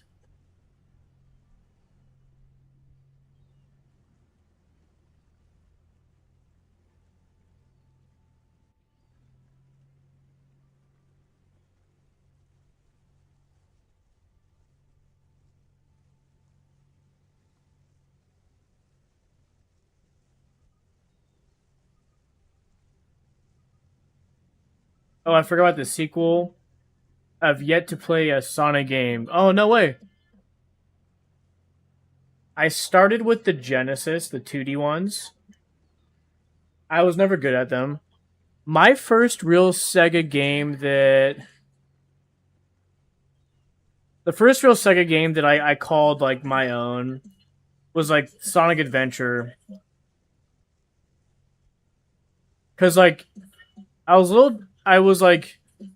By the time Sonic the Hedgehog, like, was kind of big, it was, like... You know, it was kind of like an elder millennial game. You know, like, as a middle millennial, it's like, you know, most of us didn't really play until, like, the N64 or the PlayStation 1. And it's like, while, like, a lot of middle millennials did own a Genesis or a Super Nintendo, it was still technically an elder millennial, like, generation console, you know? It was like, if you played it and you're a middle millennial, it's because your older brothers or cousins had it, some family had it, or your parents got it, and got it for you when you were too young to understand how to play it, and so right before you're old enough to play in 64 PS1, you were old enough at the time to understand how to play a Genesis or SNES, so you played it. But yeah, so for me, I would for 2D Sonic, I guess you could probably split it. It feels like they're two different games, but for 2D Sonic, just start with the first Sonic, try it out. You don't have to beat it. It's kind of hard. 2D platformers are hard. But my first Sonic game that I loved was Sonic Adventure. And in my opinion, I think... Oh gosh, we should get Tim in here. I know he's probably streaming, but this is definitely... I'm going to use a lifeline like Who Wants to Be a Millionaire, and I would call Tim and go, yo, for our first time Sonic game for someone to play, what would you choose? Mew, what's going on? Sonic. I started with Sonic 2 as the Tails, older brother. I did that too with my cousin. I didn't know how to play, but I was Tails and it would just jump around and fly over the screen. Susie, yep, purple. I'd say the first 2D Sonic is to start would probably be Sonic 3. It feels more user friendly to me. Yeah, I was gonna say they really refined it by the time they got to like 2 and 3. Some people say so my favorite 2D Sonic game is probably the original Sonic, but a lot of people that are big 2D Sega fans either say like Sonic 3, Sonic 2, or Sonic and Knuckles. They don't say the first one. And I think it has to do with again, it was wasn't as refined as the later ones, I did ask Tim. I think he told me Sonic Adventure 2. It's on my list. I guess it doesn't matter whether you start with 2 or 1, because I don't think they're actually true. I don't think it's actually a sequel, so it doesn't really matter. You're not really missing anything. I personally like 1 over 2 because of the open world concept. 2 is kind of cool because you play both factions, Team Sonic, Team Shadow kind of thing. So you play through the campaign from both factions' perspectives of as the story is continuing together. But I personally love Sonic Adventure 1 over 2. Now here's the thing, I love them both. I actually argue that the best 3D Sonics to this day are still Sonic Adventure 1 and 2, and nothing's come close to it.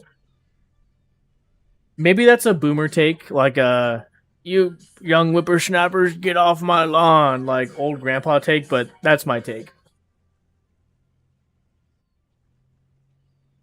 Let's see. I prefer Sonic Adventure 1. Yep. So Mew and I are on the same page of that.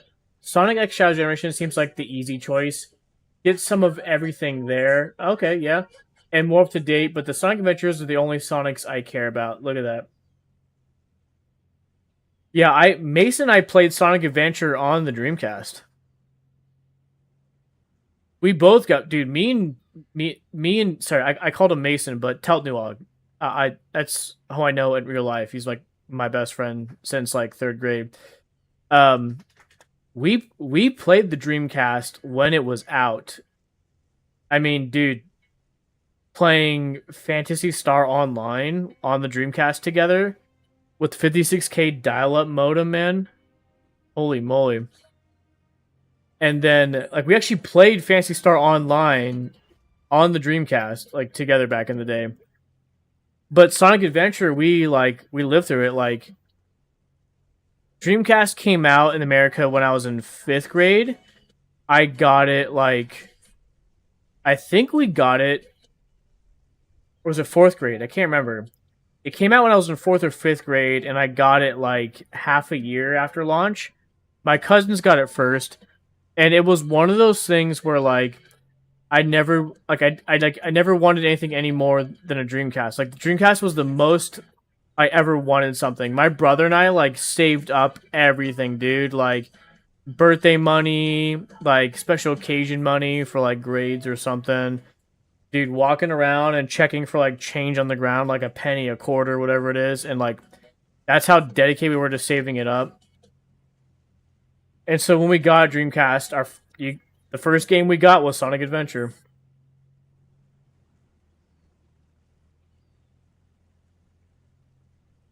Oh man, PSO is so nostalgic. Absolutely, absolutely, 100%. Music was amazing, and it was made by Sonic Team, right? Sonic Team in the 90s and early 2000s was a freaking powerhouse. They were a monster of a dev team, pumping out excellent games. Everything from the Genesis to the Saturn to the Dreamcast, dude. They were putting out excellent stuff.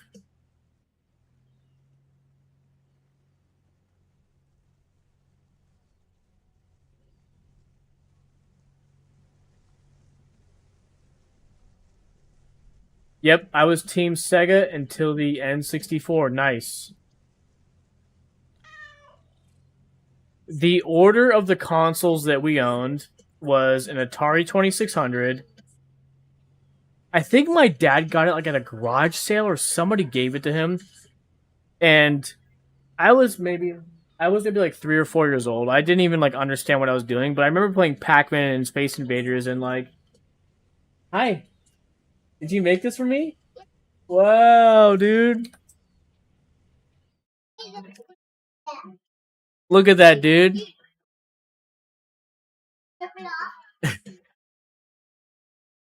It's 3-year-old art, bro.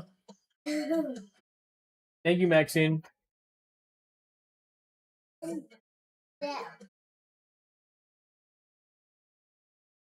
Thank you.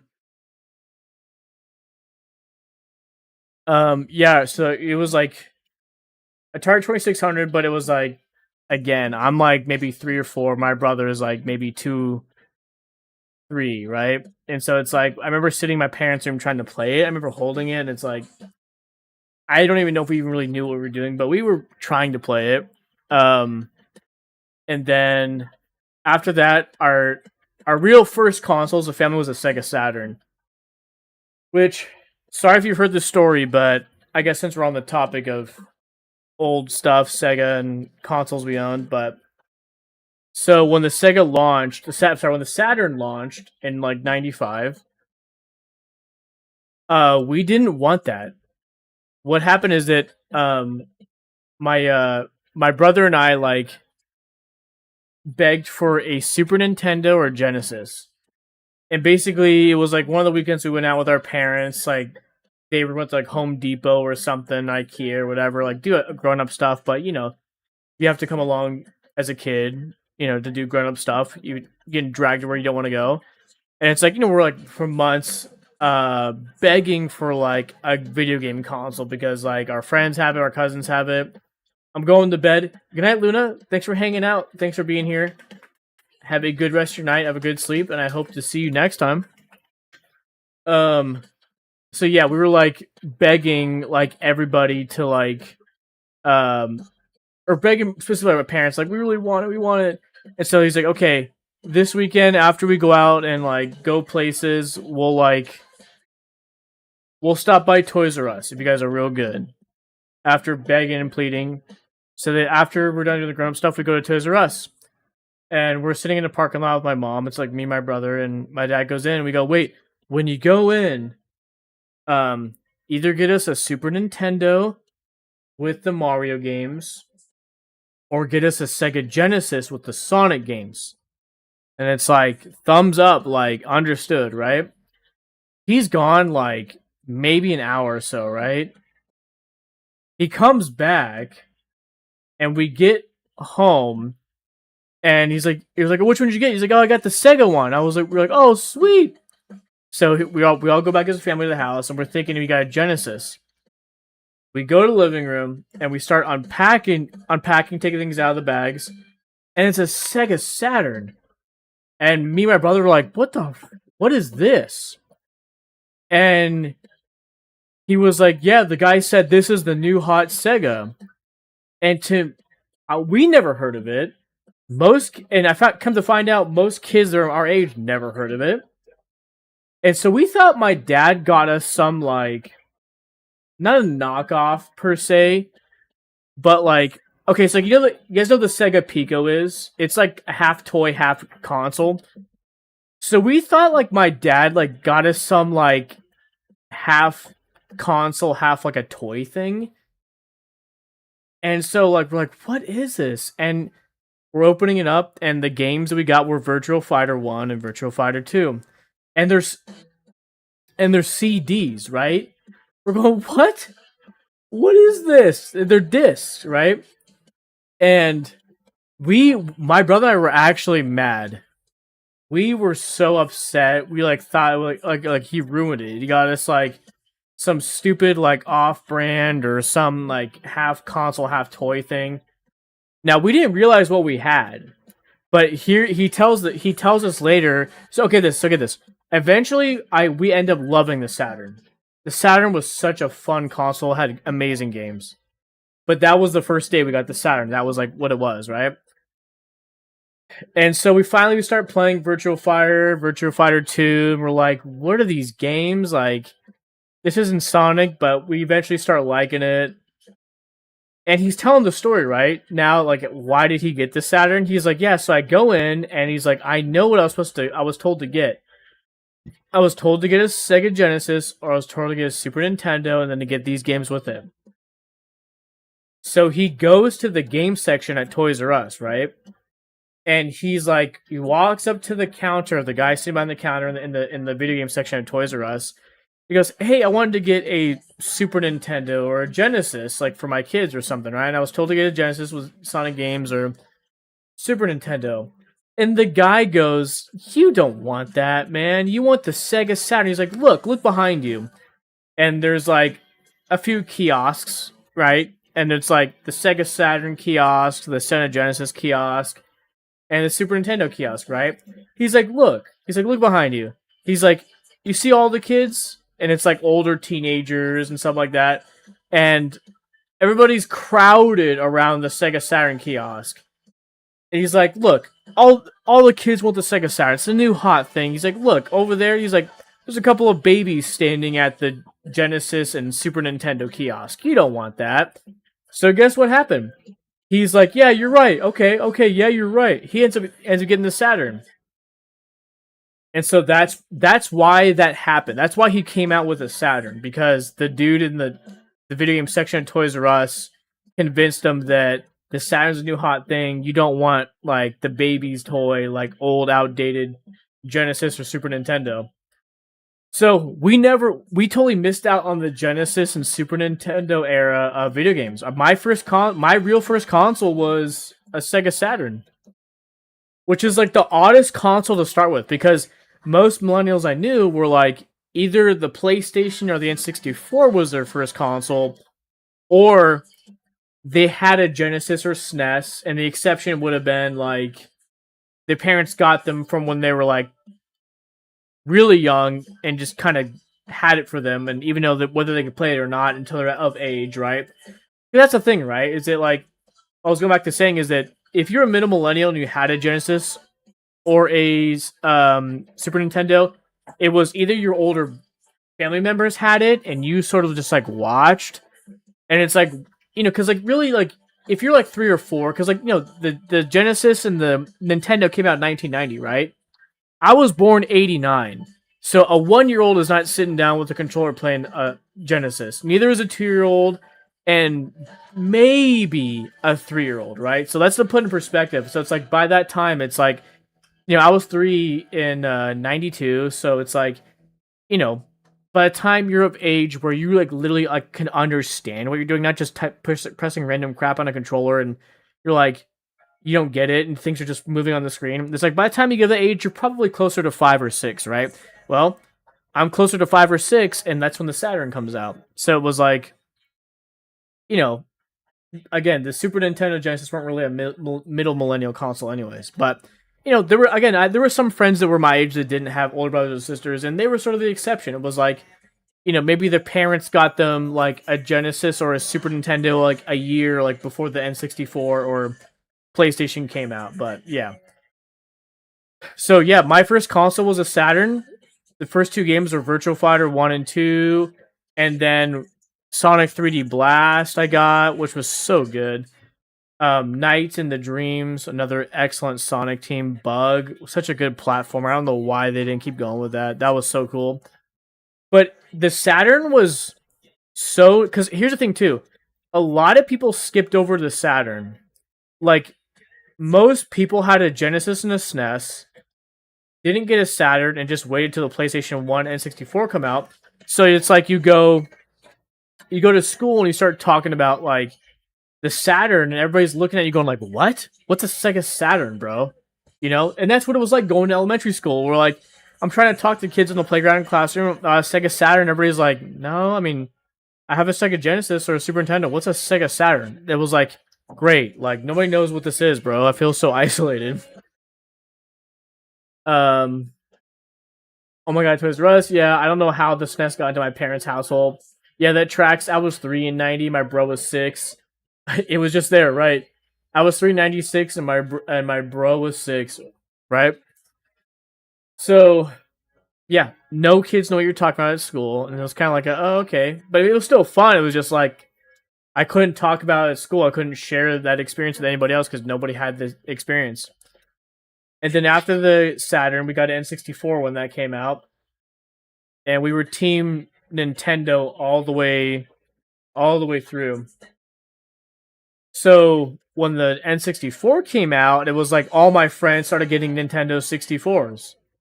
And so that was like, you can go to the playground and talk about, you know, oh, how many stars are you at now on Super Mario 64? So you go to lunchtime and it's like, Mason, I don't know if you remember this, but like in 3rd grade, we were at the table with like Jason Rothenberg, like Trevor Salt, Kyle Lostrom, you, me, and maybe someone else there, but everybody was talking about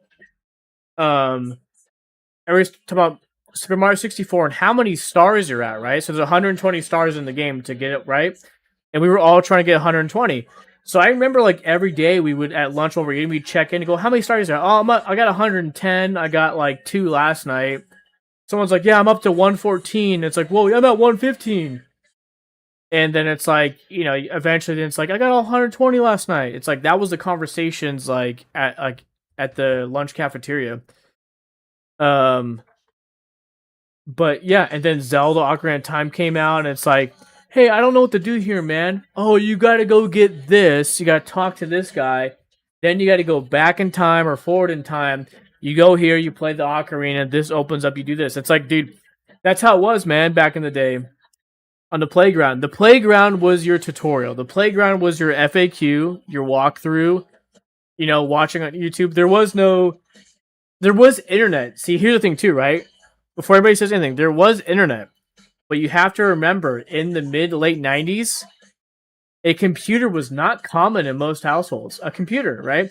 Computers now are dirt cheap, right? Everybody's got it. I mean, even people's phones has internet. It's a computer. But back then, it was like, there was maybe, you have like 10 people. It's like maybe 5 out of 10 people had a computer in their house. Maybe 6. It was like, it wasn't, no one ever had a computer. So like, yeah. So what are you gonna do? Your parents either allowed you to get the guide, right? The thick guides that have like the step-by-step like walkthrough of the game. Or if you have internet, you can go to sites like GameFAQs.com or GameFAQs, whatever, I forgot how you actually pronounce it.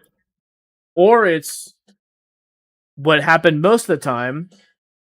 It's you go to the playground, you find out who has the game, you find out who's gotten further than you, you ask them, how do you do this? They tell you how to do it. You think about it the rest of the day, and you can't wait to get home and play it. The bell rings, you go home at 3 o'clock, you hop on and you go, all right, we're getting this done. I know how to get this now. And that's how it was. That's how it was. No one in my school were gamers, or at least I didn't know any. I would just talk gaming with my cousins. I don't know what I talked about. I keep forgetting that. My dad worked in computers, so we always had always have PCs now. See, that makes sense. I didn't discuss gaming until high school. It was just something I did on my own or with my bro, right? See, that's an added layer too. You know, gaming, it's like it's almost there was like a stigma, right? It's like first of all, it's like people who mostly played games were boys, right? And if it was boys, it was like, well, I mean, I think I was gonna say it wasn't the cool kids. It was the cool. Even the cool kids had everybody was playing games, but it was sort of a stigma like girls don't play games.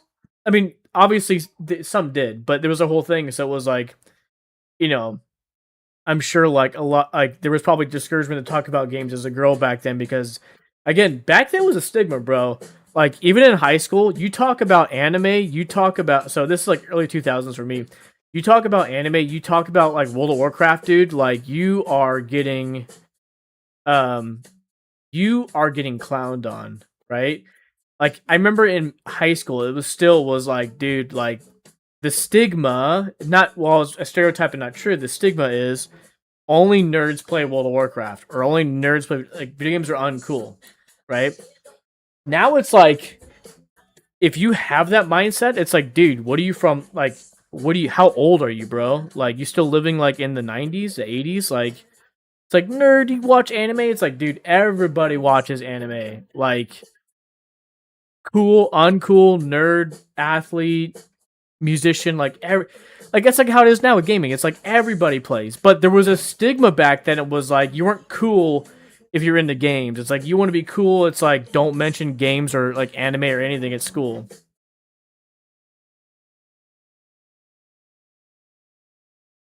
Let's see. You gotta watch Young Ladies Don't Play Fighting Games. These studios are really good at Street Fighter 6 at an all-girl boarding school. Oh wow, that's really cool. Interesting. Um, the stereotype. Oh yeah, I went to an all-girl school and they thought I was weird. See, I mean now it's like if you don't, it's almost like it's like the reversal. It's almost like if you don't play games, you're kind of weird. It's like it's kind of like what's wrong with you, bro? Everybody plays, but it was reversed back then. It was like you play games, okay, man. It's like why don't you go out ride a bike, man? Why don't you go hang out with girls or something? Hang out with boys, like be into other things that are cool. But yeah, now it's like, come on, man. Everybody plays games, bro. All the hot girls playing Animal Crossing, bro.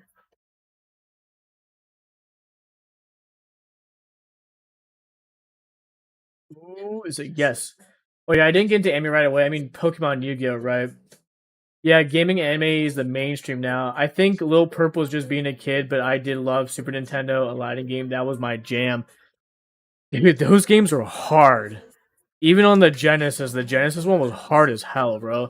Those Disney games were hard as hell. After working at Salonica, say no one there talked gaming. That's a bummer. But I will say, regardless of the experience, it's like, dude, like, Allie plays games.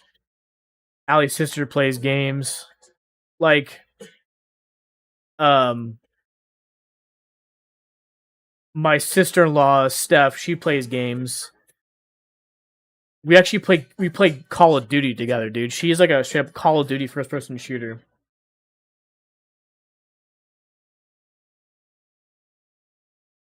Must be why we drifted apart in most of high school. Robbie and I were definitely doing nothing but talking games.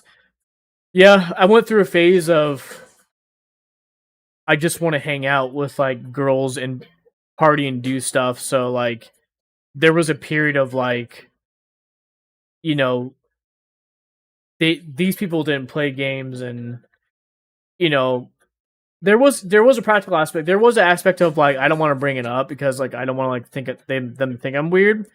But there was also a practical aspect to like being part of the musician crowd. It's like those hours you would be like playing games. I like dedicated to like learning and playing drums, jamming with people, and just common interest too. So it's like when I was like, yeah, I want to be like cool and hang out with girls. It's like when I was hanging out with those people, it's like like it was always like every time we hung out, it's like we never played games. So it just also there was also just a reality to like the people I hung out with didn't play games.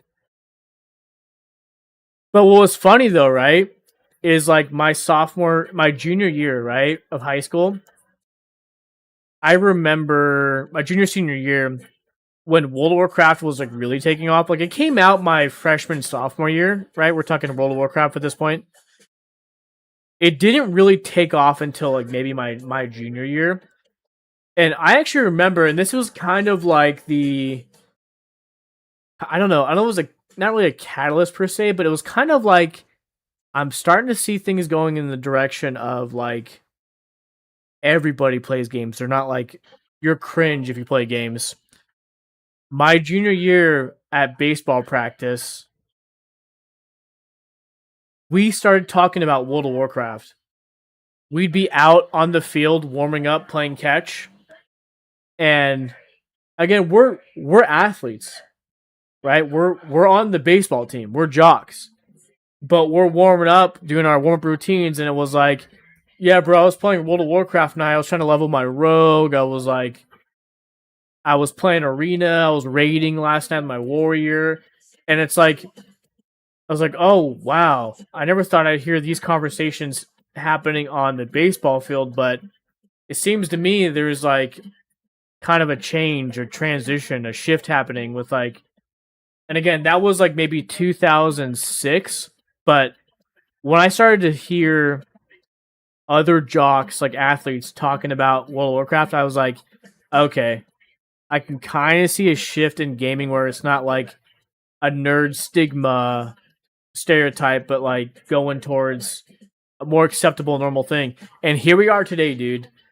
I would say, like again, like if you think games are cringe and you don't play them because you think they're lame, I would actually think there's probably something off with you. Yeah, I think the stigma is out there in the salon world. It's so weird. I mean, dude, there's so many like people that play games. I mean, like we're talking like, and there's so many girls who are like hot, like normal girls. Like they're not like like nerd at all. They're like girls are like you would think that don't play games, and it's like I own an Animal Crossing, I play a Switch, and it's like normal now, dude. Everybody plays games. Jamie the party animal. I think I wasn't home a lot either back then. I was at those underground punk shows. Yeah, same. I was trying to go to those too.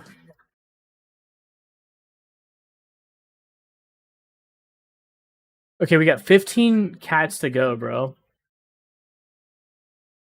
You guys gotta help me, and um, you gotta help me from also getting on my TED talks. Mew Machine, how you doing? How's your Oh, is it morning there yet? What time is it there? It's like 3 or 4 where you're at. You were telling me last time. Is the sun about to come up, Mew, for you?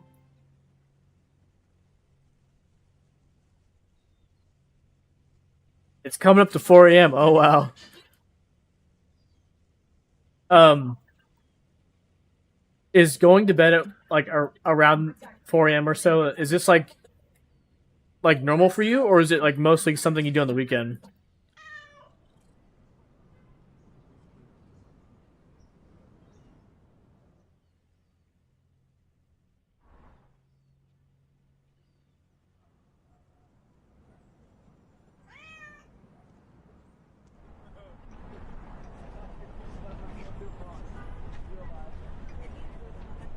More so weekend, but I'm trying to shift to earlier in general. Yeah, that shift is hard though. That shift is hard. You know, during the pandemic, so when I used to stream like 7 days a week,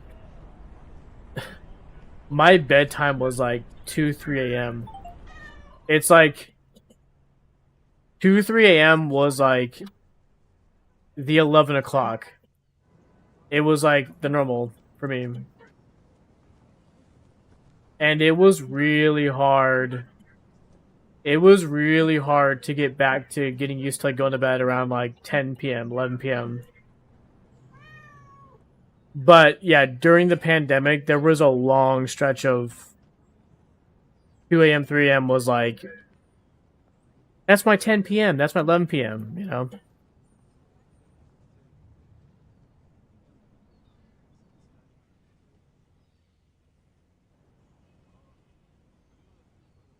Yeah, that's the thing. 10 p.m., 11 p.m. feels really, yeah. dude, I would stream from like 7 p.m. to like 10 or 11 every night. And then when I got off around 10 or 11, it was like, I'm not even tired. I'd be up for like hours.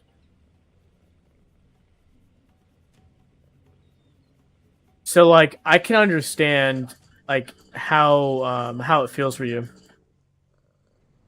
And that's why I don't judge. Because I know how it is. I know how it feels.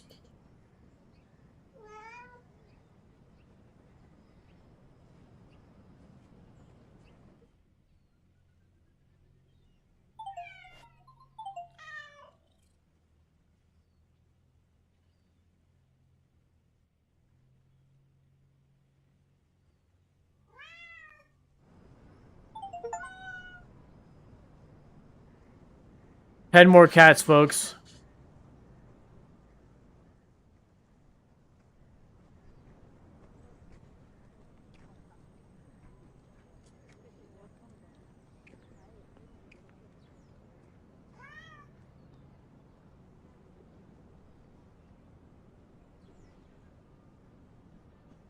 Whoever can stream and then go straight to sleep afterwards has a superpower. You can press for hours afterwards. Yeah, same. Absolutely. Even tonight, if I end around like 10 p.m. like I usually do. I mean, last night I streamed till like 10, 11 p.m. Dude, I was up till like 2 in the morning. I was up till like 2 watching The Witcher. Because I'm behind on The Witcher. I'm on season 2.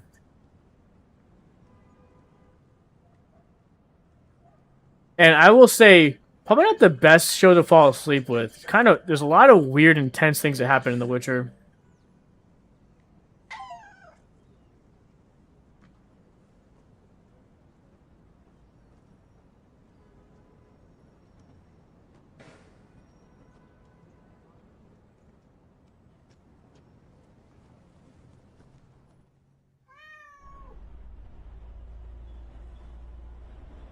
Come on, 9 more cats, dude.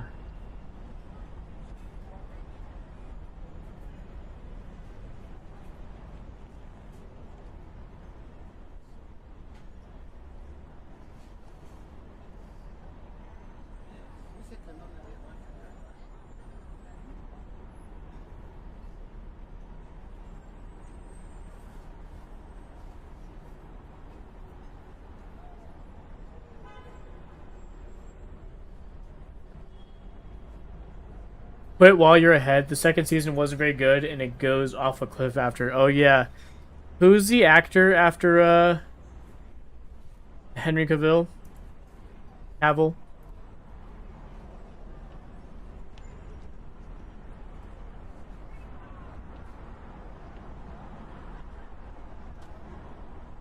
It's one of the Hemsworth, right?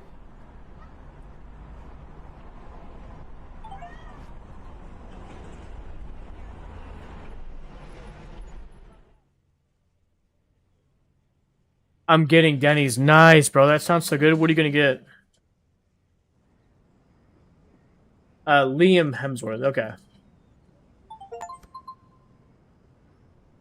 Look, I found a secret cat. How do you pronounce that?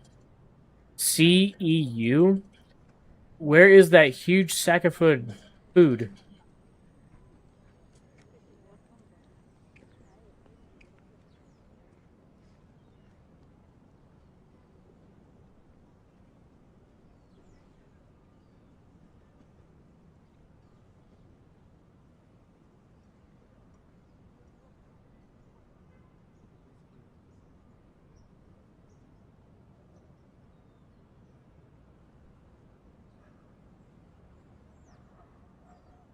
I struggle with 1 hour long episodes. Oh yeah, that's how long they are. That's why I was up so late last night too, I think.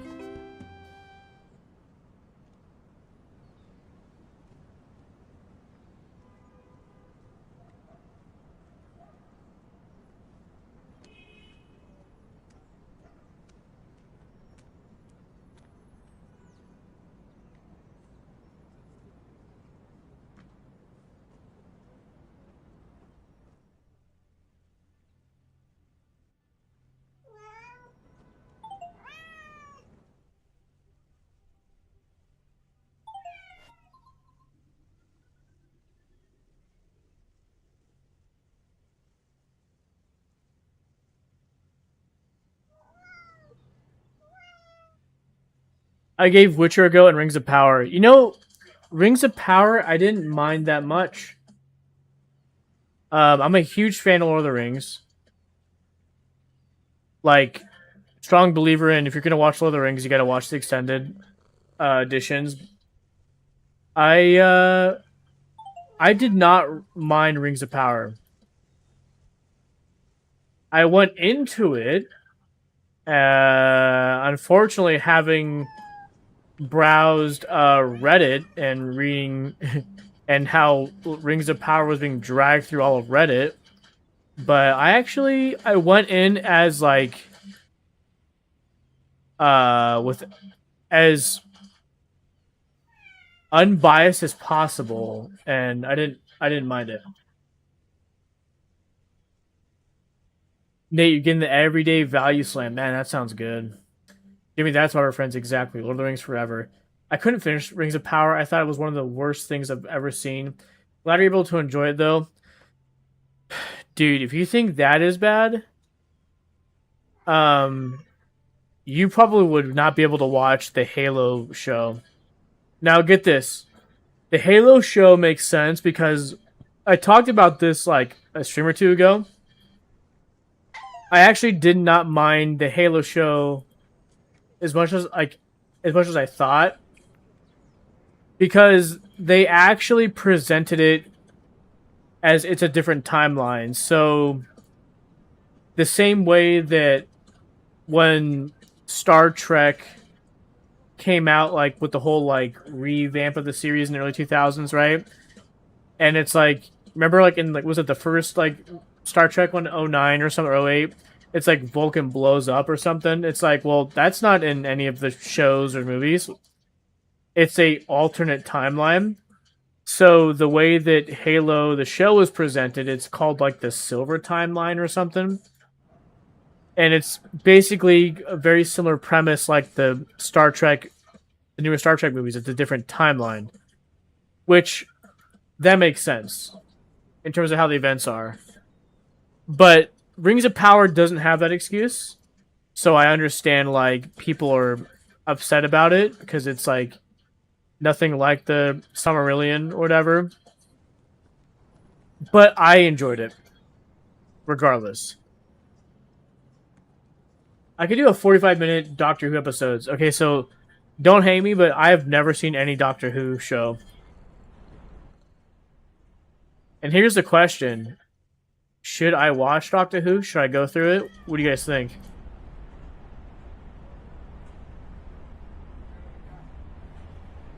Three more cats, dudes.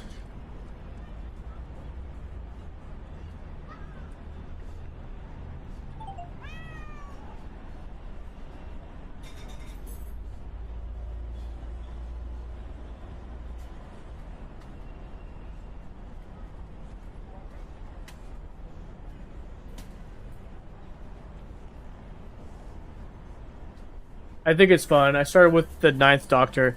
Dude, somebody's in this fucking manhole cover. I'm clicking on it.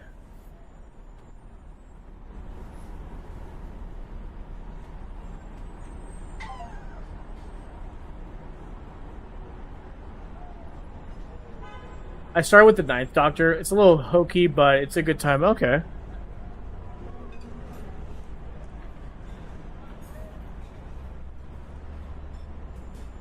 Yo, is that the bus driver from The Simpsons? I've seen episodes here and there in different seasons. I think the Doctor I saw the most was David Tennant.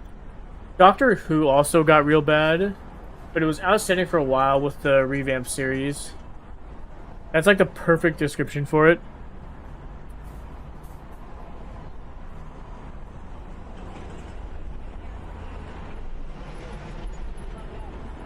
I love David Tennant.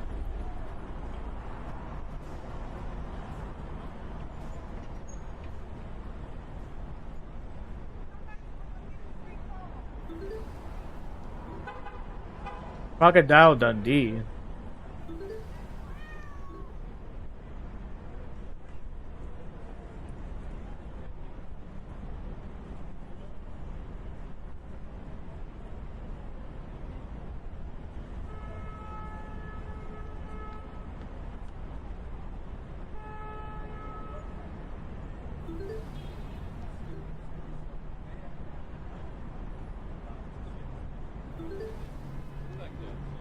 Oh, dude.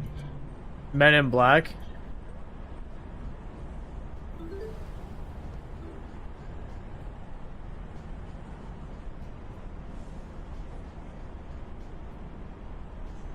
Yes.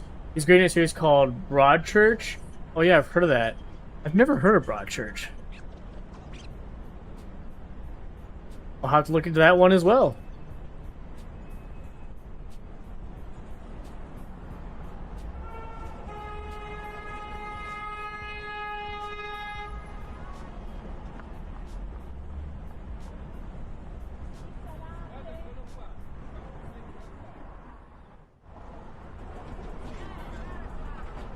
I saw him in Casanova and in Hamlet.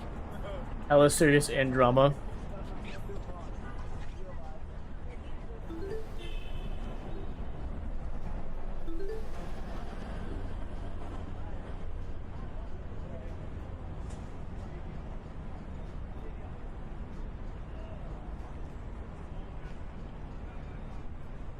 I have the original Ninja Turtles movie on VHS from the 90s. That was on repeat in our house growing up.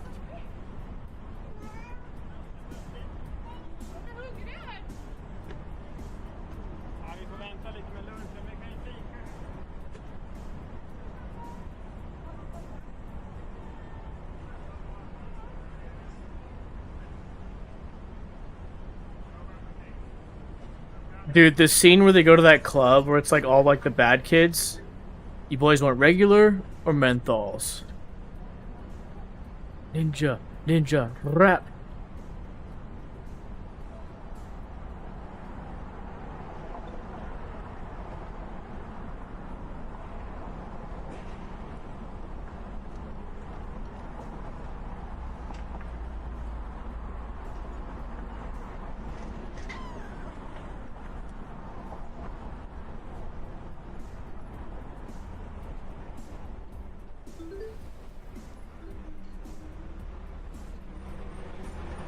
Time's ticking, dude.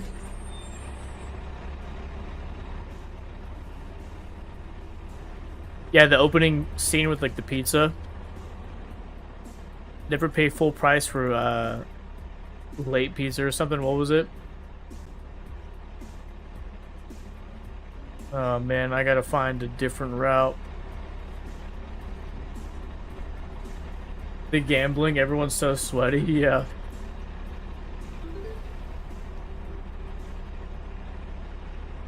Yes, late pizza.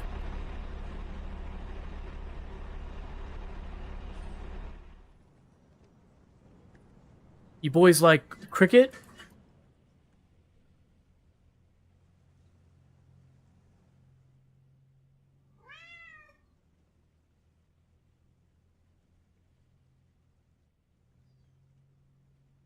It does ring a bell.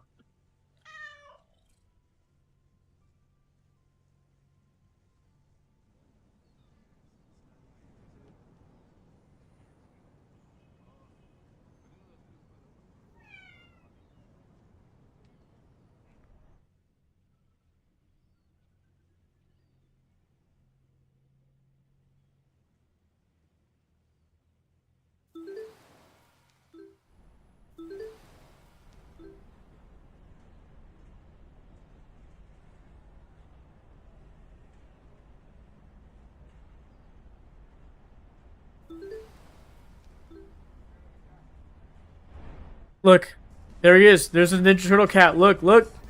Oh, he went into the sewer.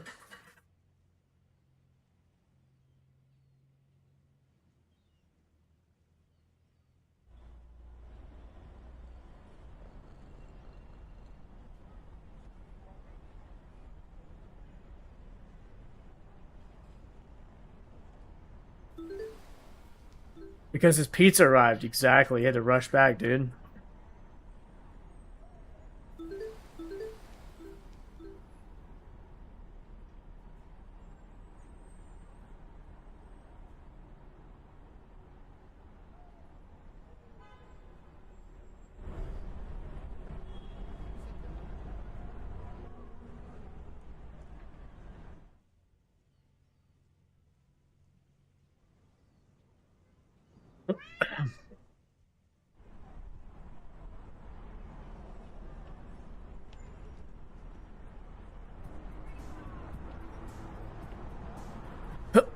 We need 2 more cats, 2 more special cats, then 1 more of the city people. Oh, is it this guy? Oh my gosh.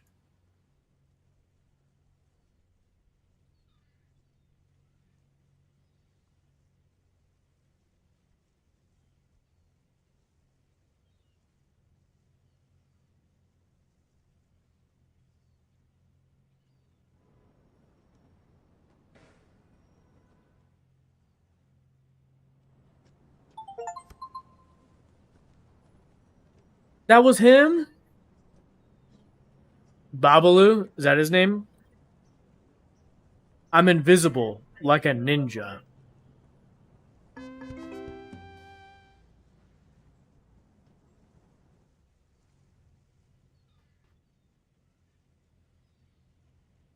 Wait, who was that? I just saw something. Hold on. We gotta hang here for a second.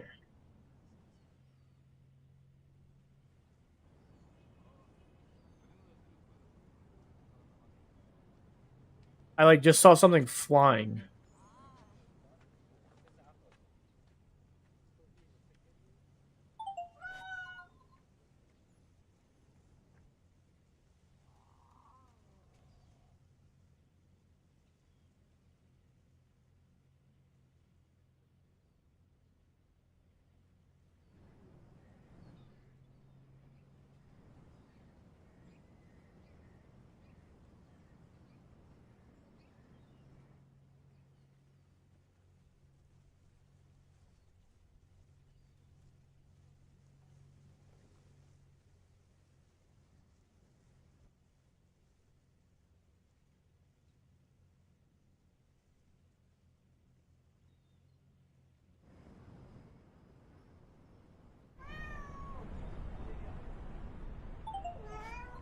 Oh, there he is. There's one guy.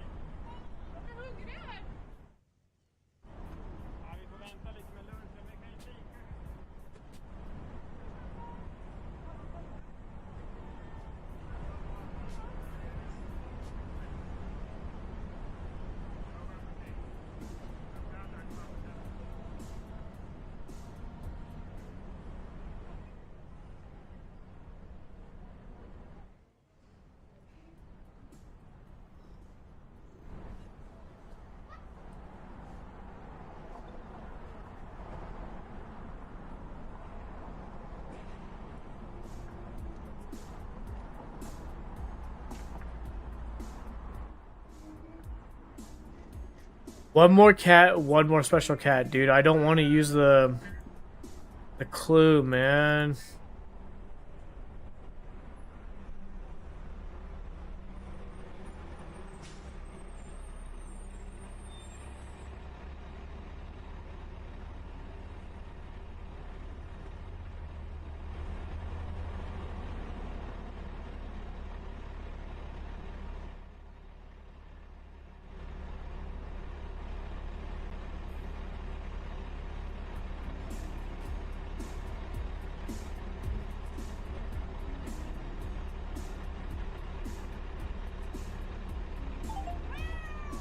Oh, we got all the cats. Now we just need we need one more special cat.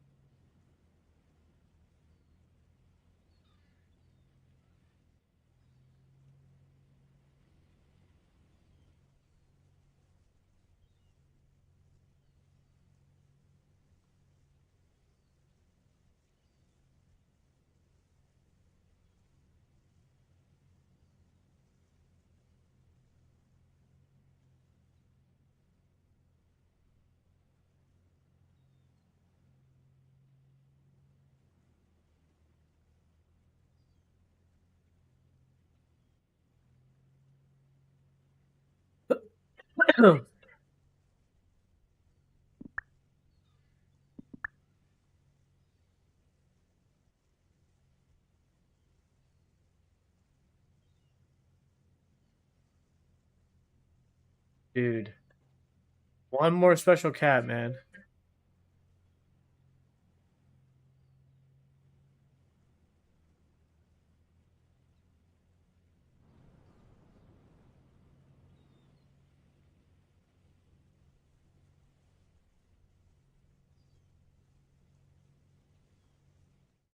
Okay, let me take another break real quick, and then we'll be back to play some more games and stuff. All right, BRB, y'all. I'll keep this up so you guys can keep requesting music and whatnot.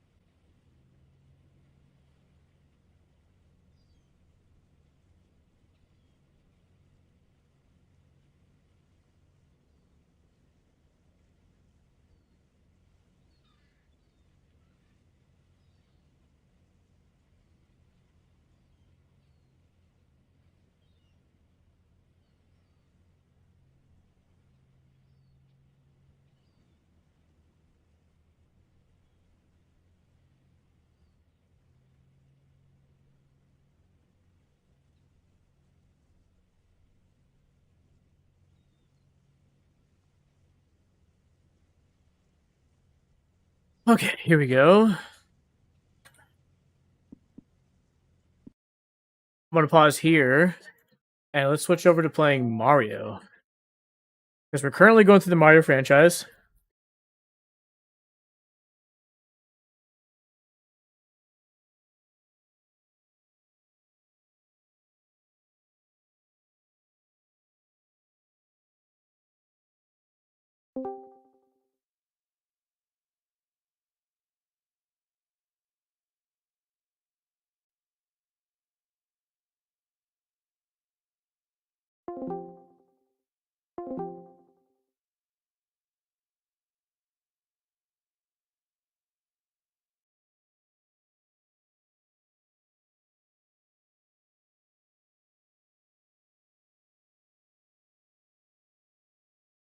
Let's go ahead and pause the cat game there.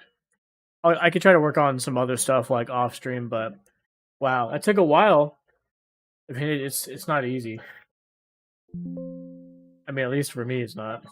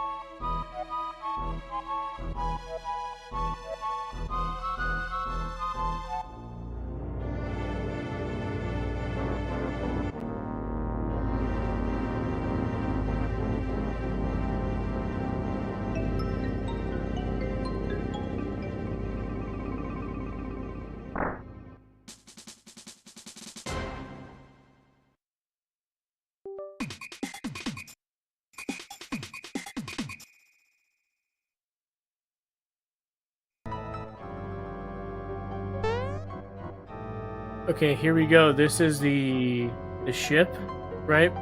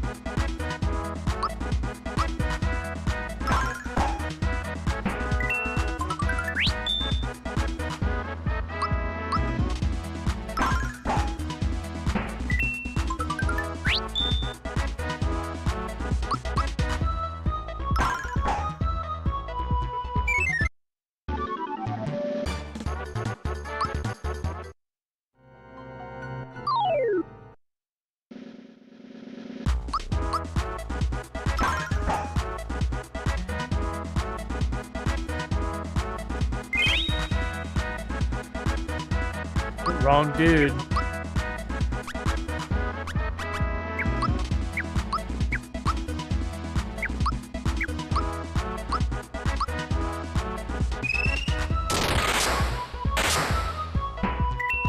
Ooh, that really hurt them.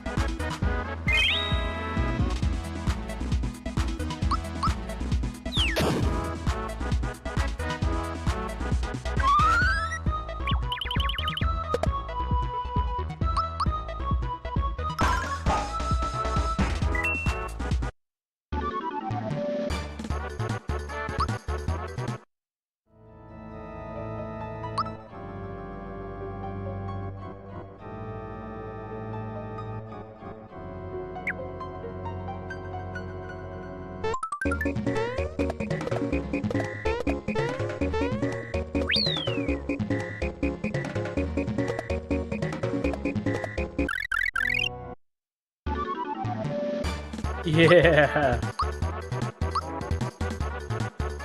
Oh shit, are we getting close to Smithy's castle? I think so.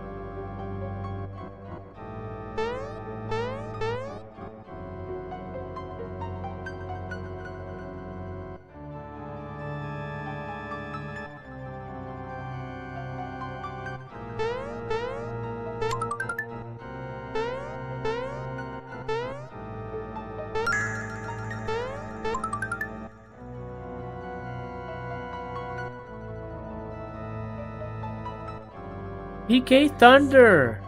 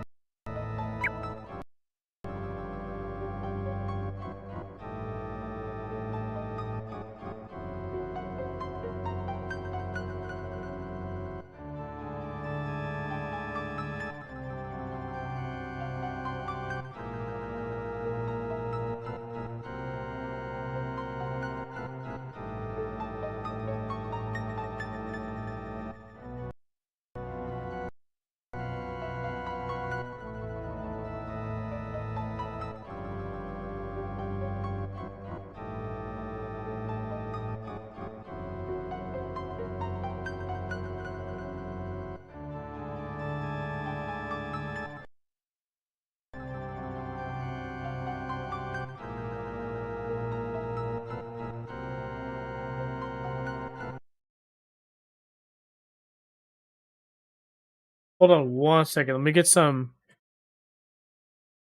Actually, you know what? Take the batteries out.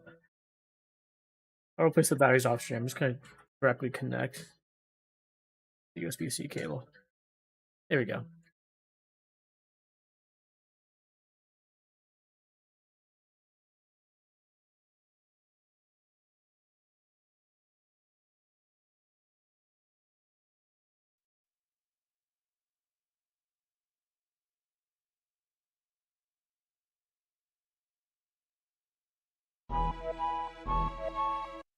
I couldn't save either. So we're gonna have to do it again, but it'll be quick. I was trying to save to do this, but it didn't work.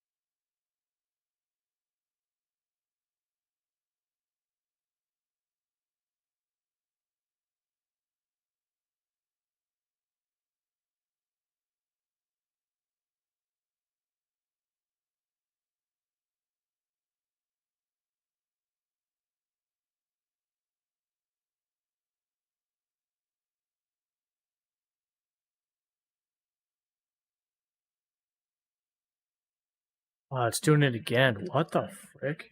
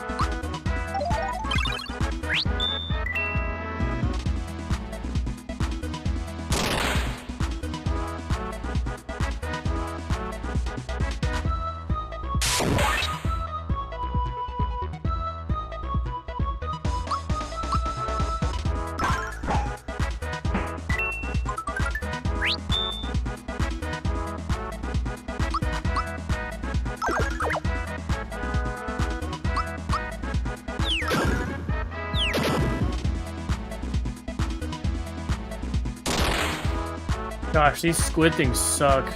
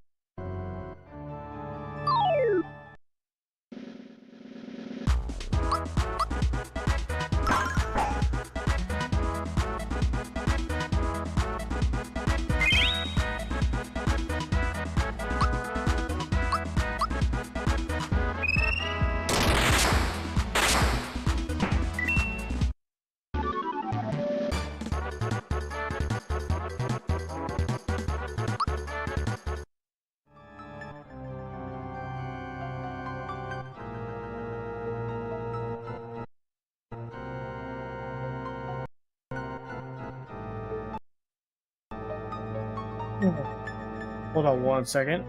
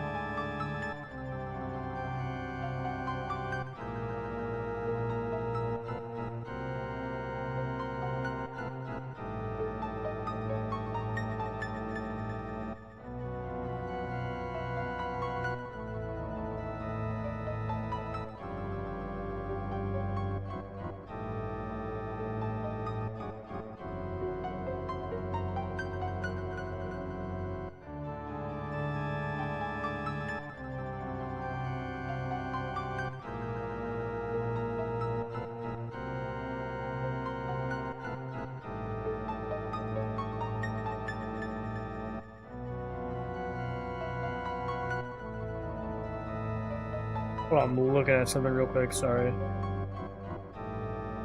Trying to figure out what I want for dinner.